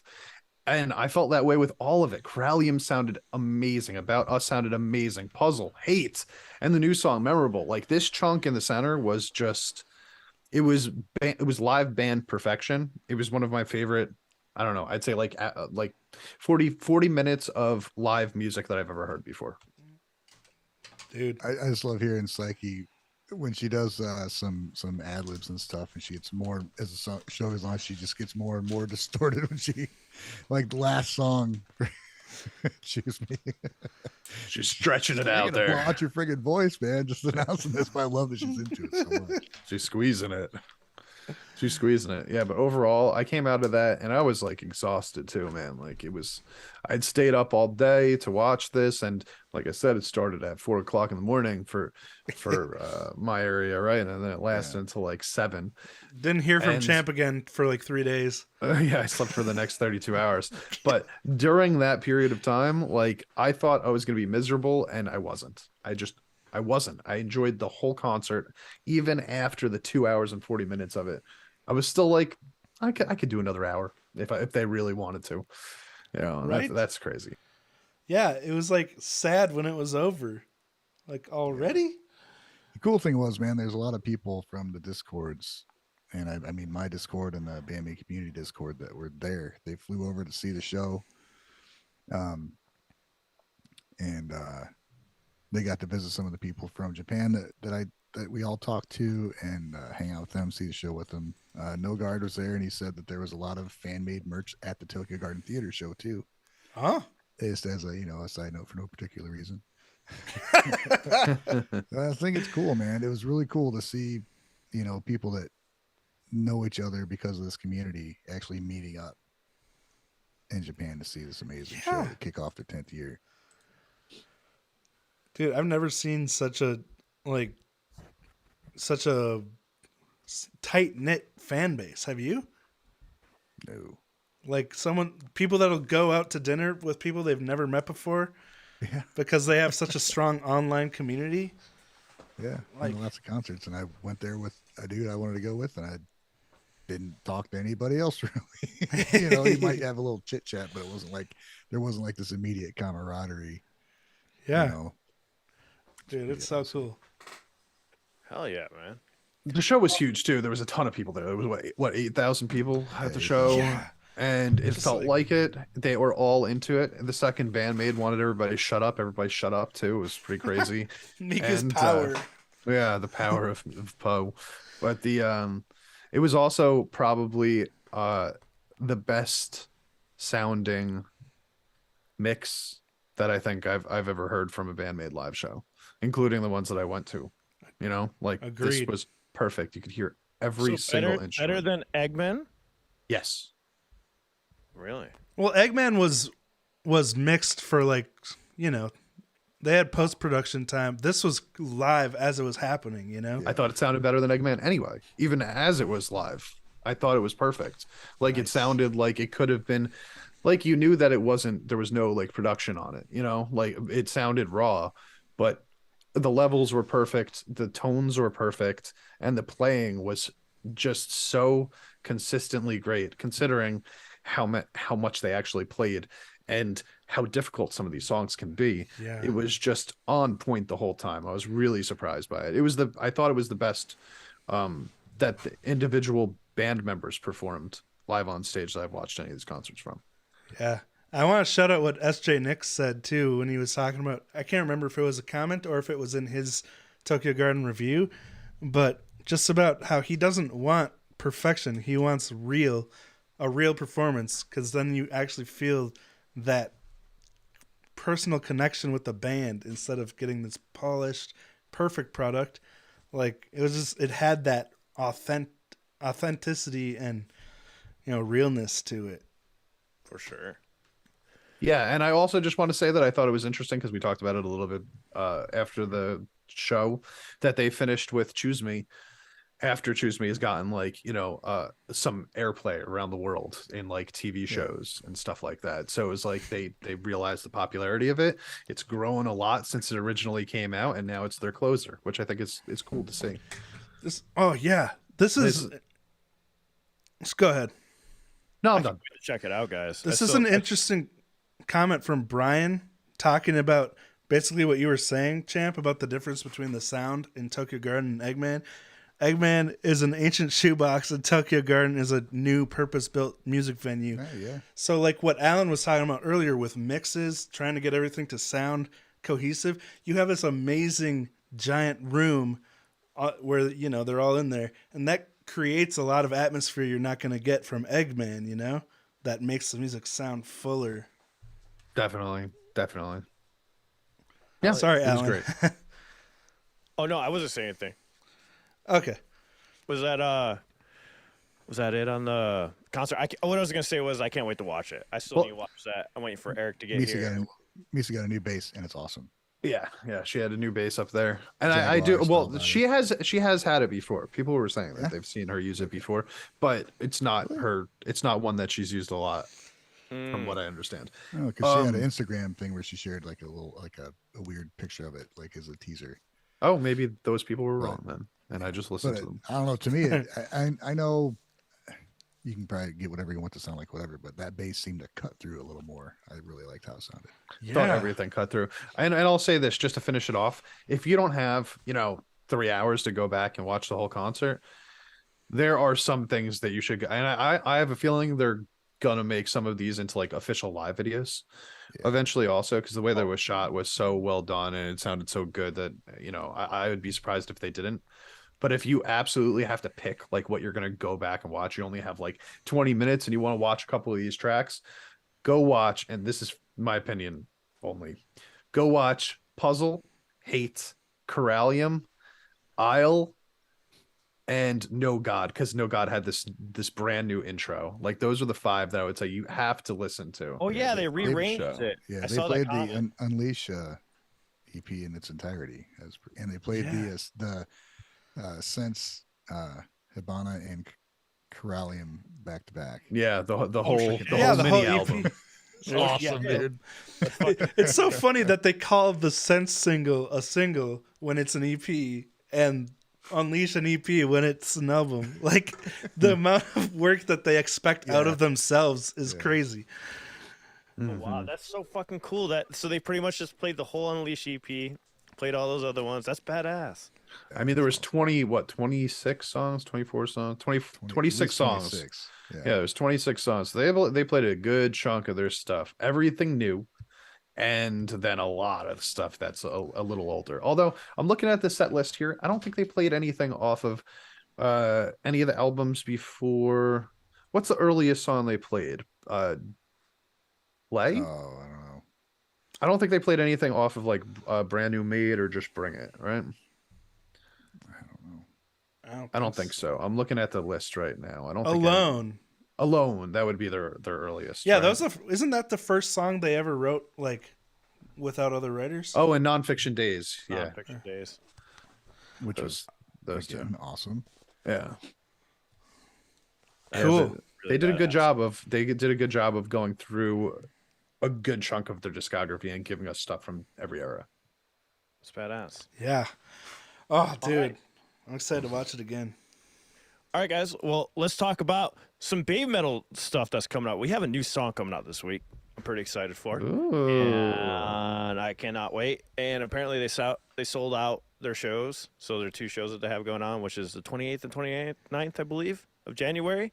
And I'm also going to go see them in May. I cannot wait to see them. I'm going to see them with Savon. Cannot wait. Everything's locked in. Got my tickets. I'm ready to go. I cannot wait. Dude.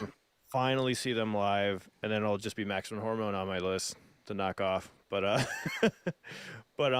so I don't know when it is. Let me know if you guys know the exact date of the song release, but it is coming out this week, and then they're releasing another one next month. Then we have the whole album dropping, and I cannot wait. We're also doing a tournament and a breakdown of the songs, which we're going to go over right now. I just sent you the link, Wave, but I think I could just show it on my end. We'll talk about that. Yeah. But I'm pretty ecstatic. I don't know what we're going to get out of BabyMetal, if it's going to be similar to these other 2 songs or if it's going to be something more upbeat, because these other ones have been pretty they've just been heavy, mature sounding, not really in the upbeat style that we're used to from BabyMetal, but they've been still awesome, and it sounds really good. What was I going to say? Do we have a title for the new song yet? The title, guys, is there a title? So I'm going to let Champ talk about this. We're going to talk about the bracket. I'll wait for people to put in comments, so I'm sure they'll tell us right now. So we have this bracket going on for our favorite songs. So you want to go over that, Wave? Champ? Sure, yeah. So all right. The BabyMetal tournament has begun a few weeks ago, and we are now entering round, what are we calling this? Round 3? Yeah, we're in round 3 right now. So let's go over. Doki Morning beat Tales of Destinies? Remember when I told you? Remember when I told you last week that had to happen? Fuck? That was the right move. Doki Doki Morning is one of the best songs. Lost it. What? Oh I'm man, shocked. yo, I'm fucking Alan, shocked. how do you What feel, the buddy? You're the big Band-Maid, Baby Metal guy over here, and I got those right, and you got those wrong. We had a big argument about that. fuck? By one though. By one vote. Come on. That was one good vote right there. That's a good one. By one vote. Karate won. I said karate. I said Arcadia. Arcadia Run. Megasune, I was right. One. Elevator Girl won. I was right. Rondo Nightmare. I was right. What the fuck? Monochrome beat No Rain, No Rainbow? Okay, that one I was wrong.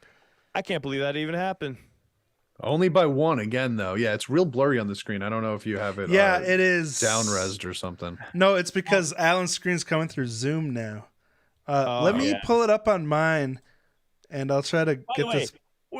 let them know where we're watching this on. This is in our Discord. Again, guys, I'm sorry about this today's show. It's because it's very windy in El Paso to the point where I have broken windows now and the internet's shaky, so we had to switch it up. Normally, I run all this stuff, so that's why everything's a little weird on the visual side. But Sorry. So this is from our Discord. And if you go to the Guys Discord where we have like notifications on your favorite Japanese bands, if we're missing one, let us know. We'll add them. But we do like this contest thing, right, where people choose brackets and make their predictions on who's going to win, right, or something like that. Champ, I'll let you say it. You say it better. So this is a a tournament. It's like a Sweet 16 or March Madness type of tournament where we're coming up with the best songs from each of these bands, right? And we're into third round right now. And there were predictions before the tournament began. We gave you guys 2 weeks to get your predictions in, which we will go over at the very end.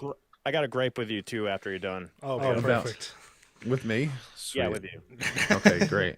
Well, where we're at right now is it looks like most of the correct songs won, and even though Alan doesn't think so. You're just making this worse now, huh? So over this. Hey, I was right about Starlight. I was right about Syncopation. Oh, okay, Syncopation I wasn't sure though against the one. But anyways, go ahead. Finish what you're saying. Starlight is my favorite Baby Metal song, so I want that to go all the way. I'm hoping it does, although it's gonna have a little bit of a tough run this week against Syncopation. But what we're left with, we've got Road of Resistance versus, I don't know how to say this, Jime Dame Zetai. And then Doki Doki Morning and From Dusk Till Dawn is remaining. After From Dusk Till Dawn took out Yuki Yuki Midnight and Doki Doki Morning took out Tales of the Destinies. The right decisions. Karate has moved on past Shine, and it will take on Arcadia. Hey, whoa. Hey, I love how you breeze past this. Do you want to tell people why you created multiple accounts to make Doki Doki Morning win? What? I'm kidding. He didn't really do that. He didn't really do that. I don't even know how to do that. Let's be real. You guys know my Discord abilities are very way slow. too lazy to do that. Second verification, be like, yeah. You're asking me to create another account. I have to type in a second password. No chance. By one vote. I think Champ can muster up the ability to create at least one more account. There's probably Champ 1 and 2. Just for the one vote. Well, let's see. How many votes did that? See, like that I don't think so. How many did it get? A total of 49 votes, which is the exact same amount as From Dusk Till Dawn versus Yuki Yuki Midnight. But Karate versus Shine got 50 votes. So I'm going to say that alone proves that I did not create another account just to vote for Doki Doki Morning. But yeah, I honestly, looking at what's remaining here, I think that the majority of their best songs, from my perspective, are still here. I mean, we've still got Road of Resistance. Rondo of Nightmare is going to be going up against Monochrome here. I'm so glad Elevator Girl won. It was tight with that and Dada Dance.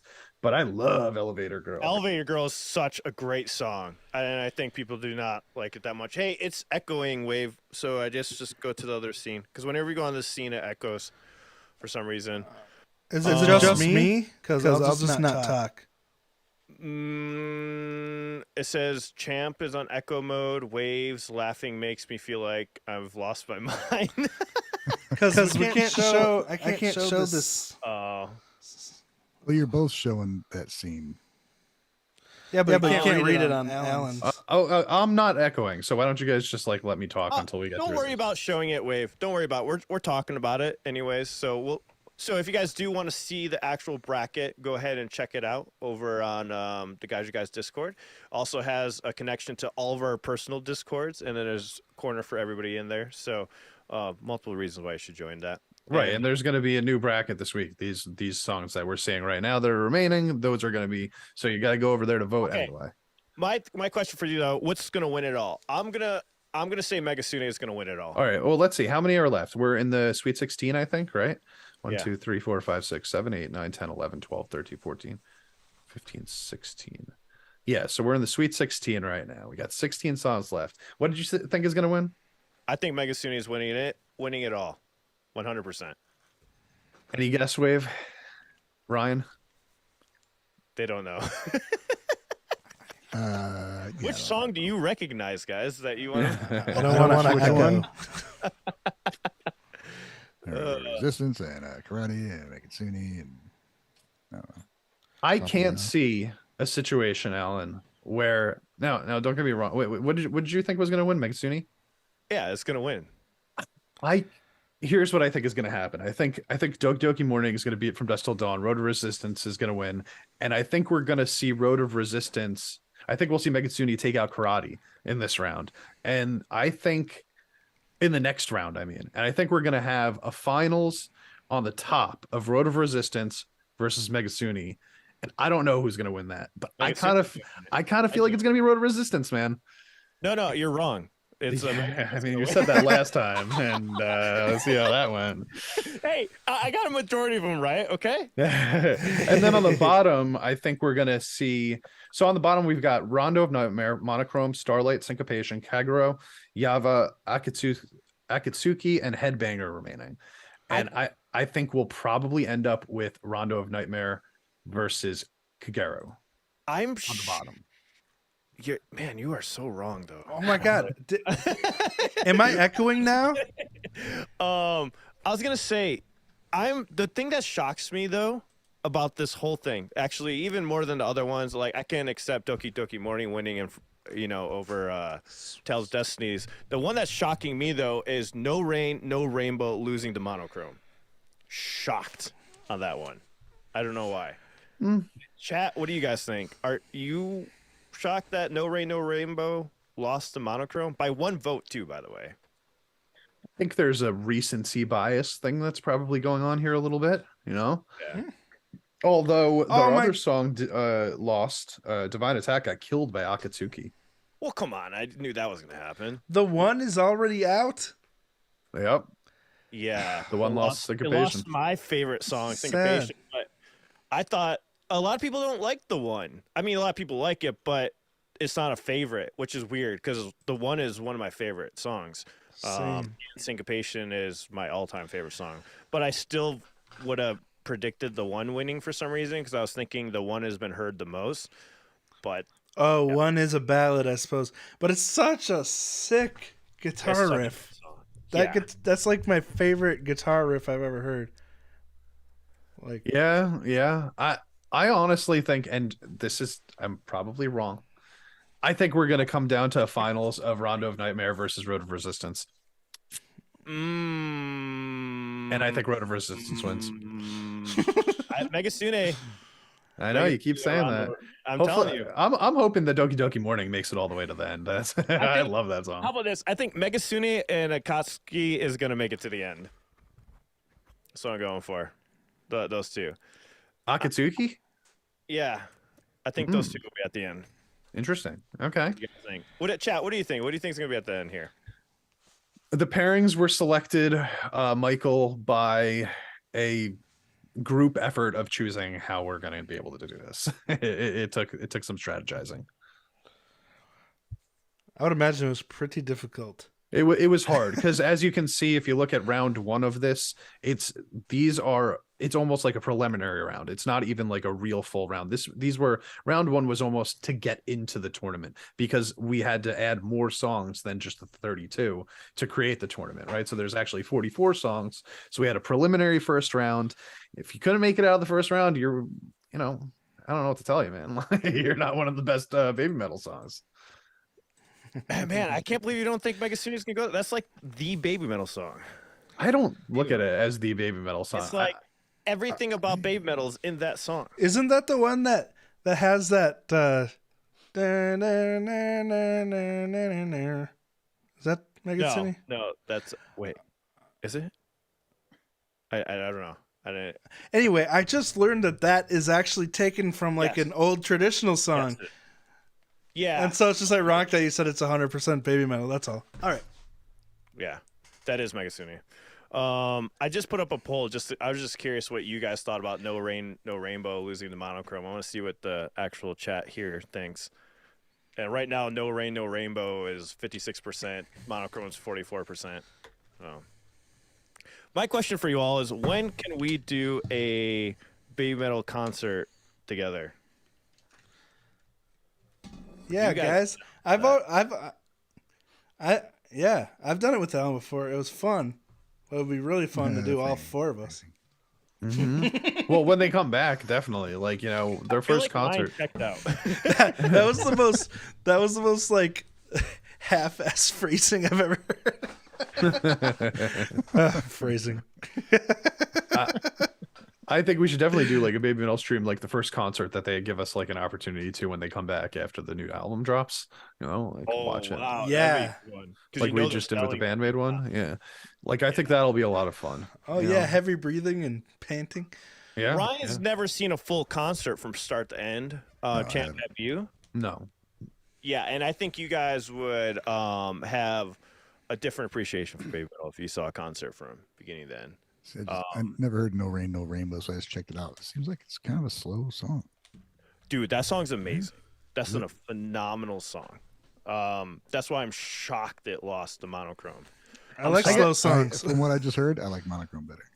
You know, Alan, I think you're like right in the midst of the fandom. You know what I mean? Like you've heard from like you're surrounded by the hardcores and everything like that, and I think that gives you a very a perspective that the rest of us don't have. But I gotta say, there's still like that No Rain, No Rainbow segment of right? people though that probably only really know their most popular songs. Right? I'm telling you right now, Ryan, if you listen to No Rain, No Rainbow all the way through, I bet you'll like it better than monochrome. I know you will. I'm that confident on it. Yeah, but is it something I'm going to want to listen to a lot? Knowing Ryan, what he's gonna like, I think he would love Starlight. I think he would love Kageru. I think it would be harder to get him with the ones that have the more kawaii feels to them.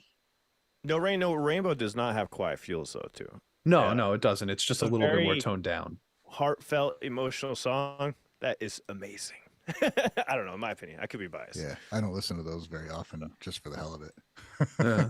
I want to hear like speed and metal and solos. Again, I think Starlight. You would you haven't heard Starlight, right? No, but I'm not saying it's bad. You know what I mean? There's some of my favorite songs are slow songs, and I just don't listen to them unless I really feel like it. Yeah, I hear you. Yeah. I think it's going to be tight. I think some of these matchups are going to be really, really tight. And I think Alan, I think you might be not giving enough credit to the casual audience out there, casual BabyMetal audience out there. 58% say No Rain, No Rainbow in this chat right now. Okay. 42% monochrome. I think those are the right people right here. Just kidding. I'm just kidding, guys. I'm just having fun with this. But I do think it's a better written song. Overall, it's a way better written song, in my opinion. I think it's light years ahead of monochrome, in my opinion. That's not what we're talking about. What were we talking about? All right. Which one sounds cooler, man? No, I'm just messing with you. It does sound cooler. I think it does sound cooler. I think monochrome, I love the song, but it's very repetitive riff and lick, like when it comes to the sound, where No Rain, No Rainbow has like the perfect repetition and No repetitive licks are good. perfect writing, I think. Yeah. I think it's also like, Alan, you know, we're talking about Megazuni, like it's like definitely going to move on to the end. It's going to have to go up probably against Karate in the next round. And Karate is like one of the BabyMetal songs I think most people have heard of that know that song. See, look at that. Even Ryan See? loves that song. Even Karate's a Ryan. great song. Karate's a great song, but I still think Megasune will beat it out. You know, just by view count, I bet you Karate's got more, right? Brian Allen says, "What is this mythical creature? The casual baby metal fan." That's funny. Right, that's I'll true. say I'm a casual. Am I a casual baby metal fan? I You would are say not a casual baby metal. No, I'm trying to I'm do a some casual.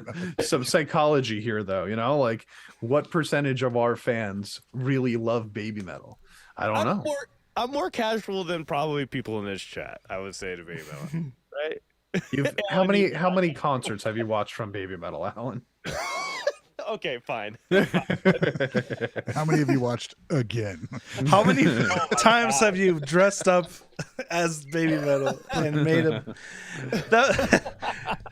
It's funny you were bashing Doki Doki Morning after you probably spent 2 months making a Doki Doki Morning video. I wasn't bashing you. I just don't think it's gonna win. I'm just razzing you. Yeah, I know. You know. All right, fine. Okay, I'm not casual then. You guys made a good point. I have watched the Red Knight and Black Knight at least probably 4 times. And showed multiple people at concert. So okay, fair enough. Super fan confirmed. I don't know. It's hard for me to ever consider myself a super fan of something because I feel like I'm not quite there as other people are. Like, I'm a huge Band-Maid fan, but I don't consider myself a super fan. But maybe I'm more of a fan than I think I am. You know, How many shows you go stuff like to? that. Maximum Hormone though, they released something music related, guys.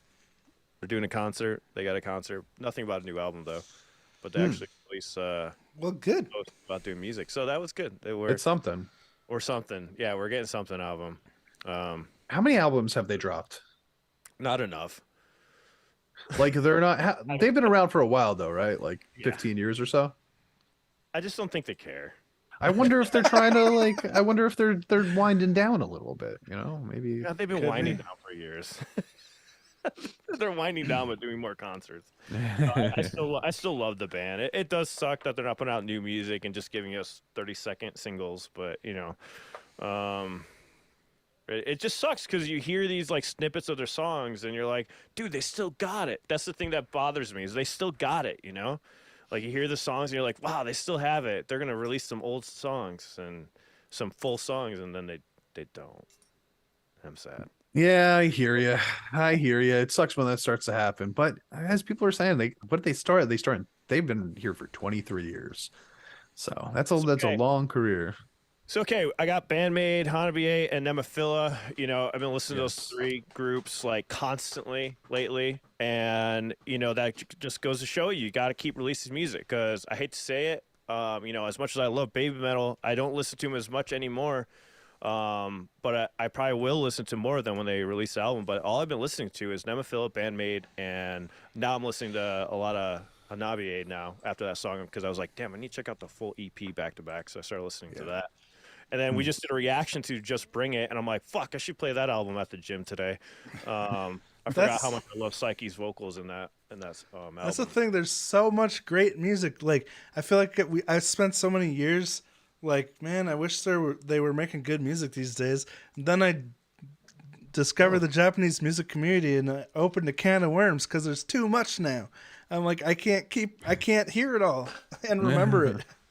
Yeah, that's the real problem. I'll hear stuff that's like fantastic and it blows me away in the moment. But since we listen to so much music, it'll be in one ear and out the other by the time I like finish a stream or something.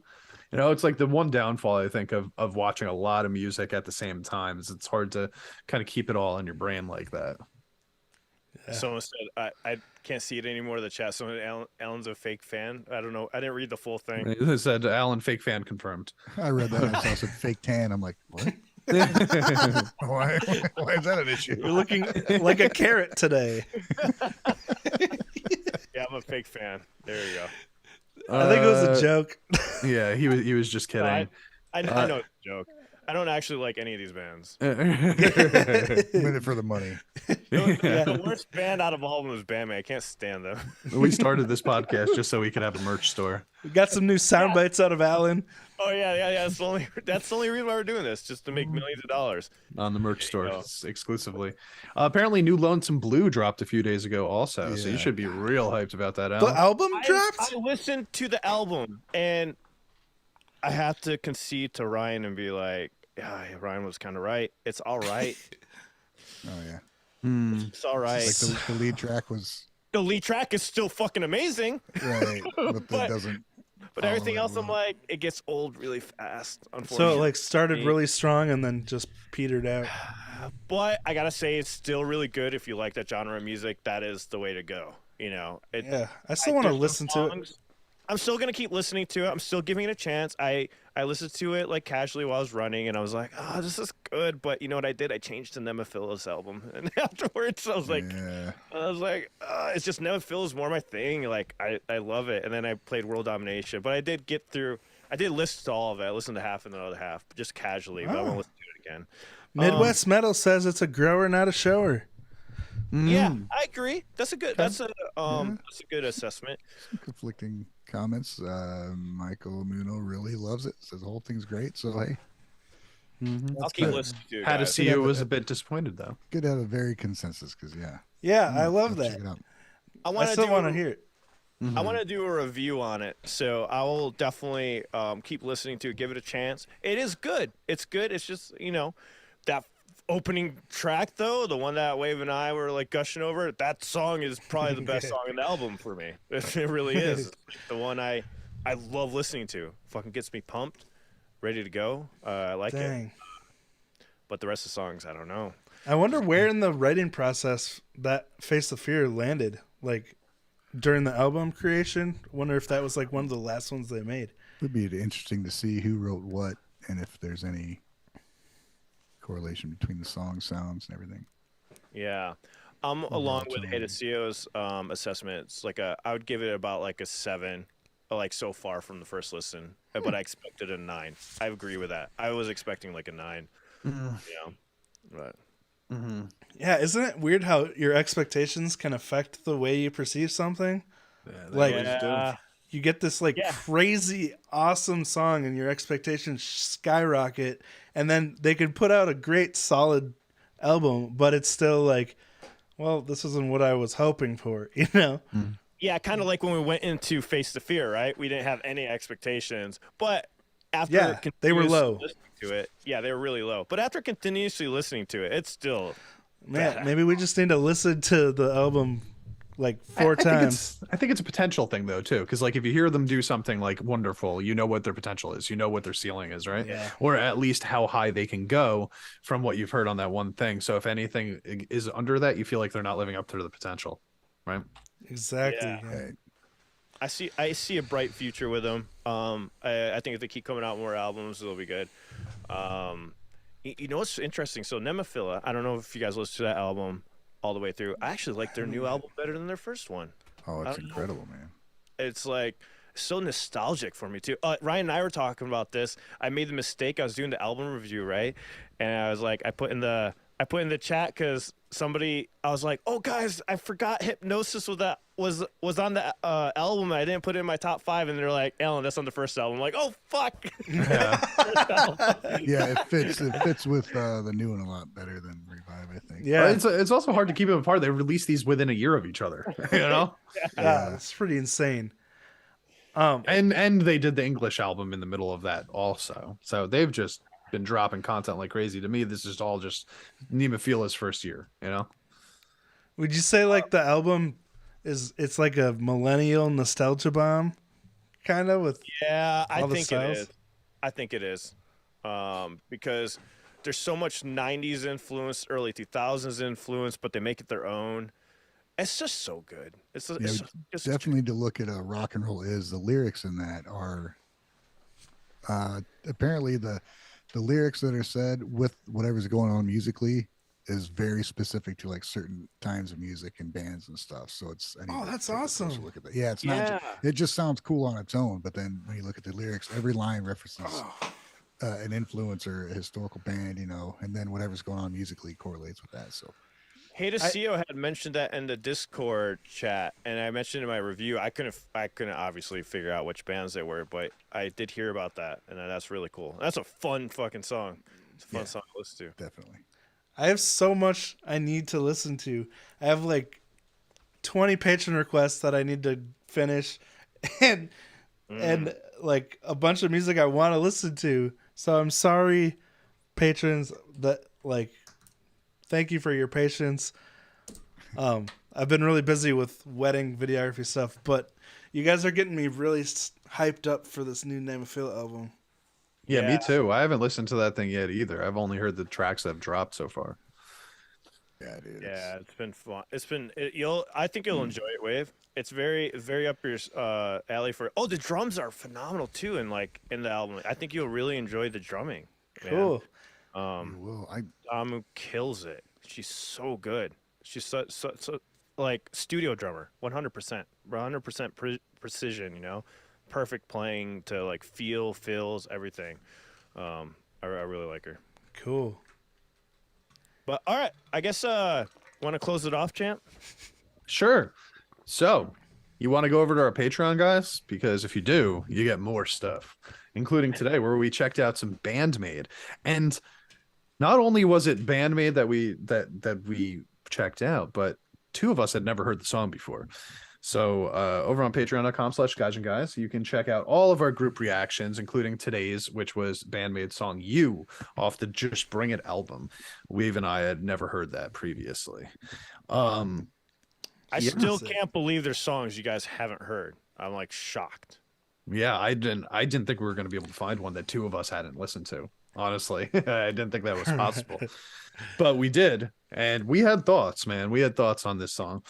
So yeah, go check that over there. And if you don't feel like getting off of YouTube and you just rather keep everything kind of consolidated into one spot, you go just become a channel member, and we post these group reactions up here eventually also, as well as some other little content, and you get to play with the emotes over here in the chat and stuff like that also. So there's a bunch of ways that you could support us if you would like to. Obviously, you are not obligated to.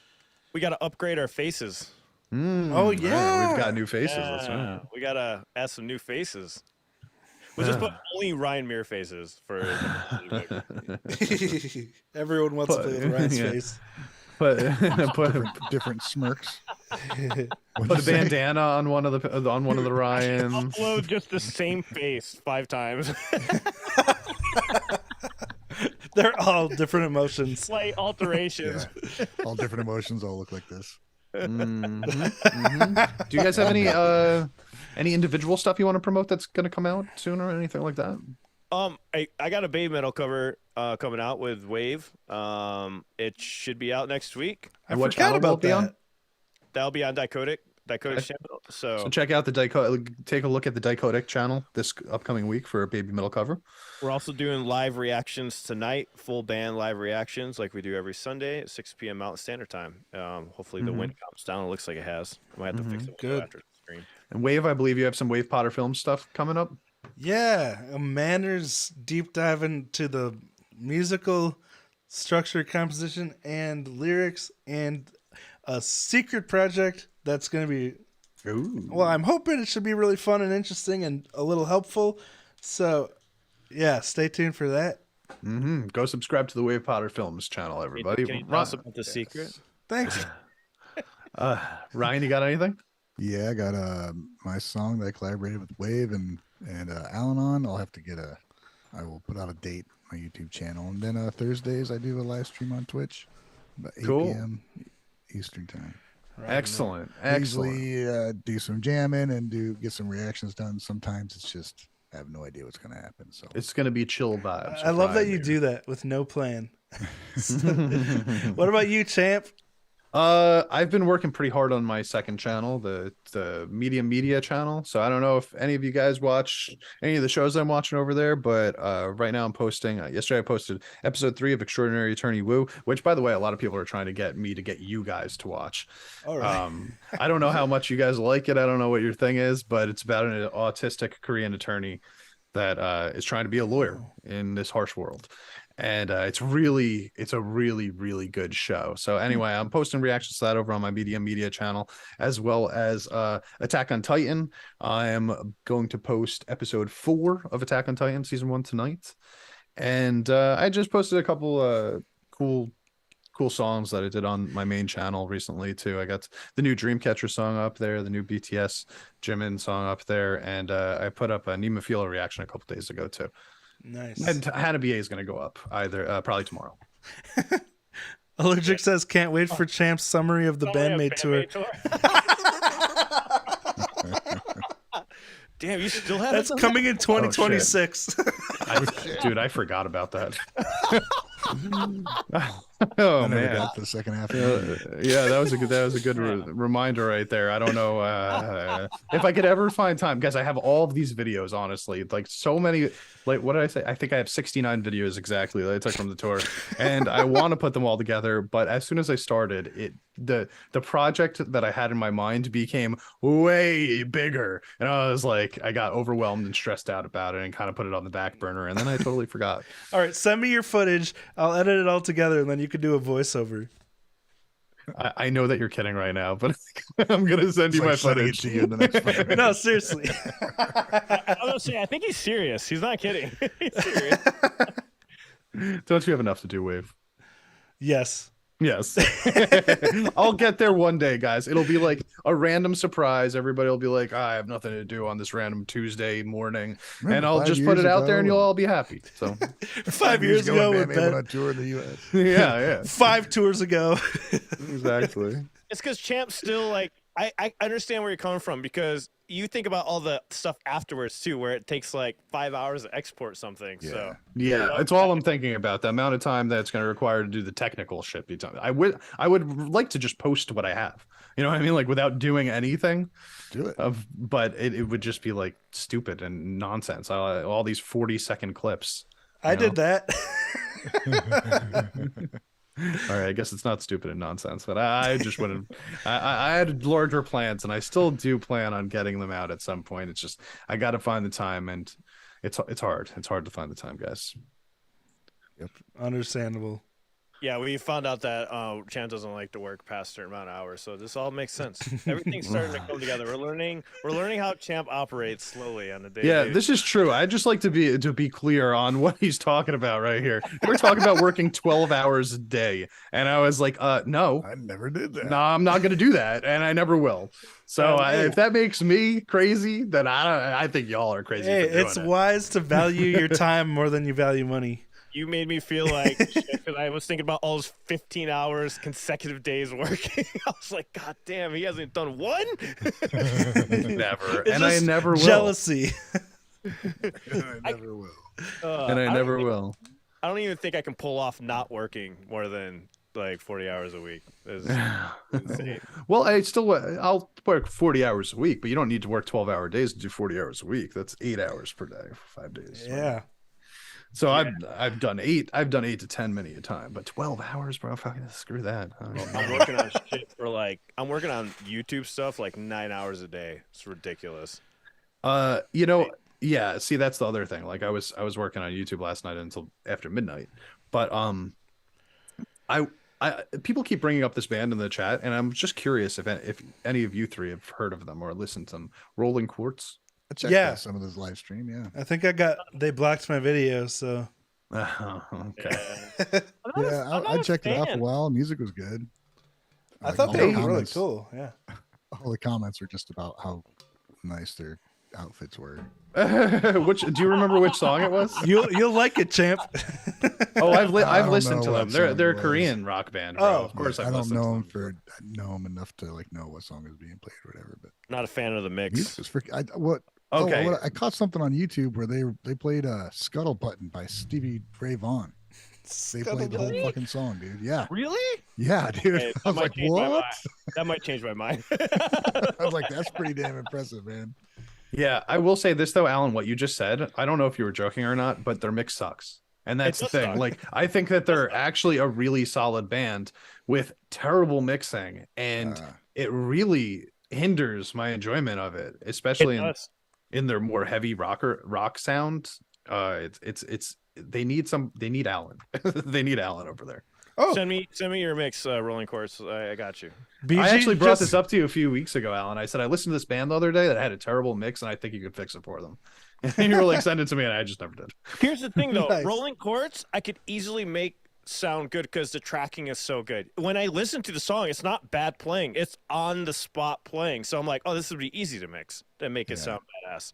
Like sometimes when you like, for instance, Ryan's song, great tracking. It's so much fun to mix. When you have bad tracking, it's like, like You're trying to fix it instead of just mix it. yeah, exactly. You're spending all your time trying to fix everything. Everyone's asking if Ryan's been to the beach yet. Oh my god. No, I watched the live version of that song. I didn't Oh, watch yeah, the that's right. No, they're talking about a different band. I know. Oh, you do know. He knows what we're talking But about. the beach is ruined for Dakota because Yeah, Alan, are you rolling a joint over there? What's going on? What you doing, buddy? People are getting jealous. I wish I was rolling a joint. I'm not gonna lie. It's one of those days where I wish I was just completely stoned out of my mind. Oh, we're definitely getting demonetized now. Sorry. All right, I guess we can end it around now, right? Yeah, what were we supposed to? It's been 2.5 hours, 40 minutes. We started really late. Yeah, to be fair, it took 30 minutes to set up live. While we were live, we took. All right, guys. Yeah, we should probably end this. Bro. You guys have a fantastic day. I'm gonna go fix my keyboard before my next stream. Okay. All right. Adios, everybody. Thank you, everyone. Oh, I have to end it. Yeah, I was like, I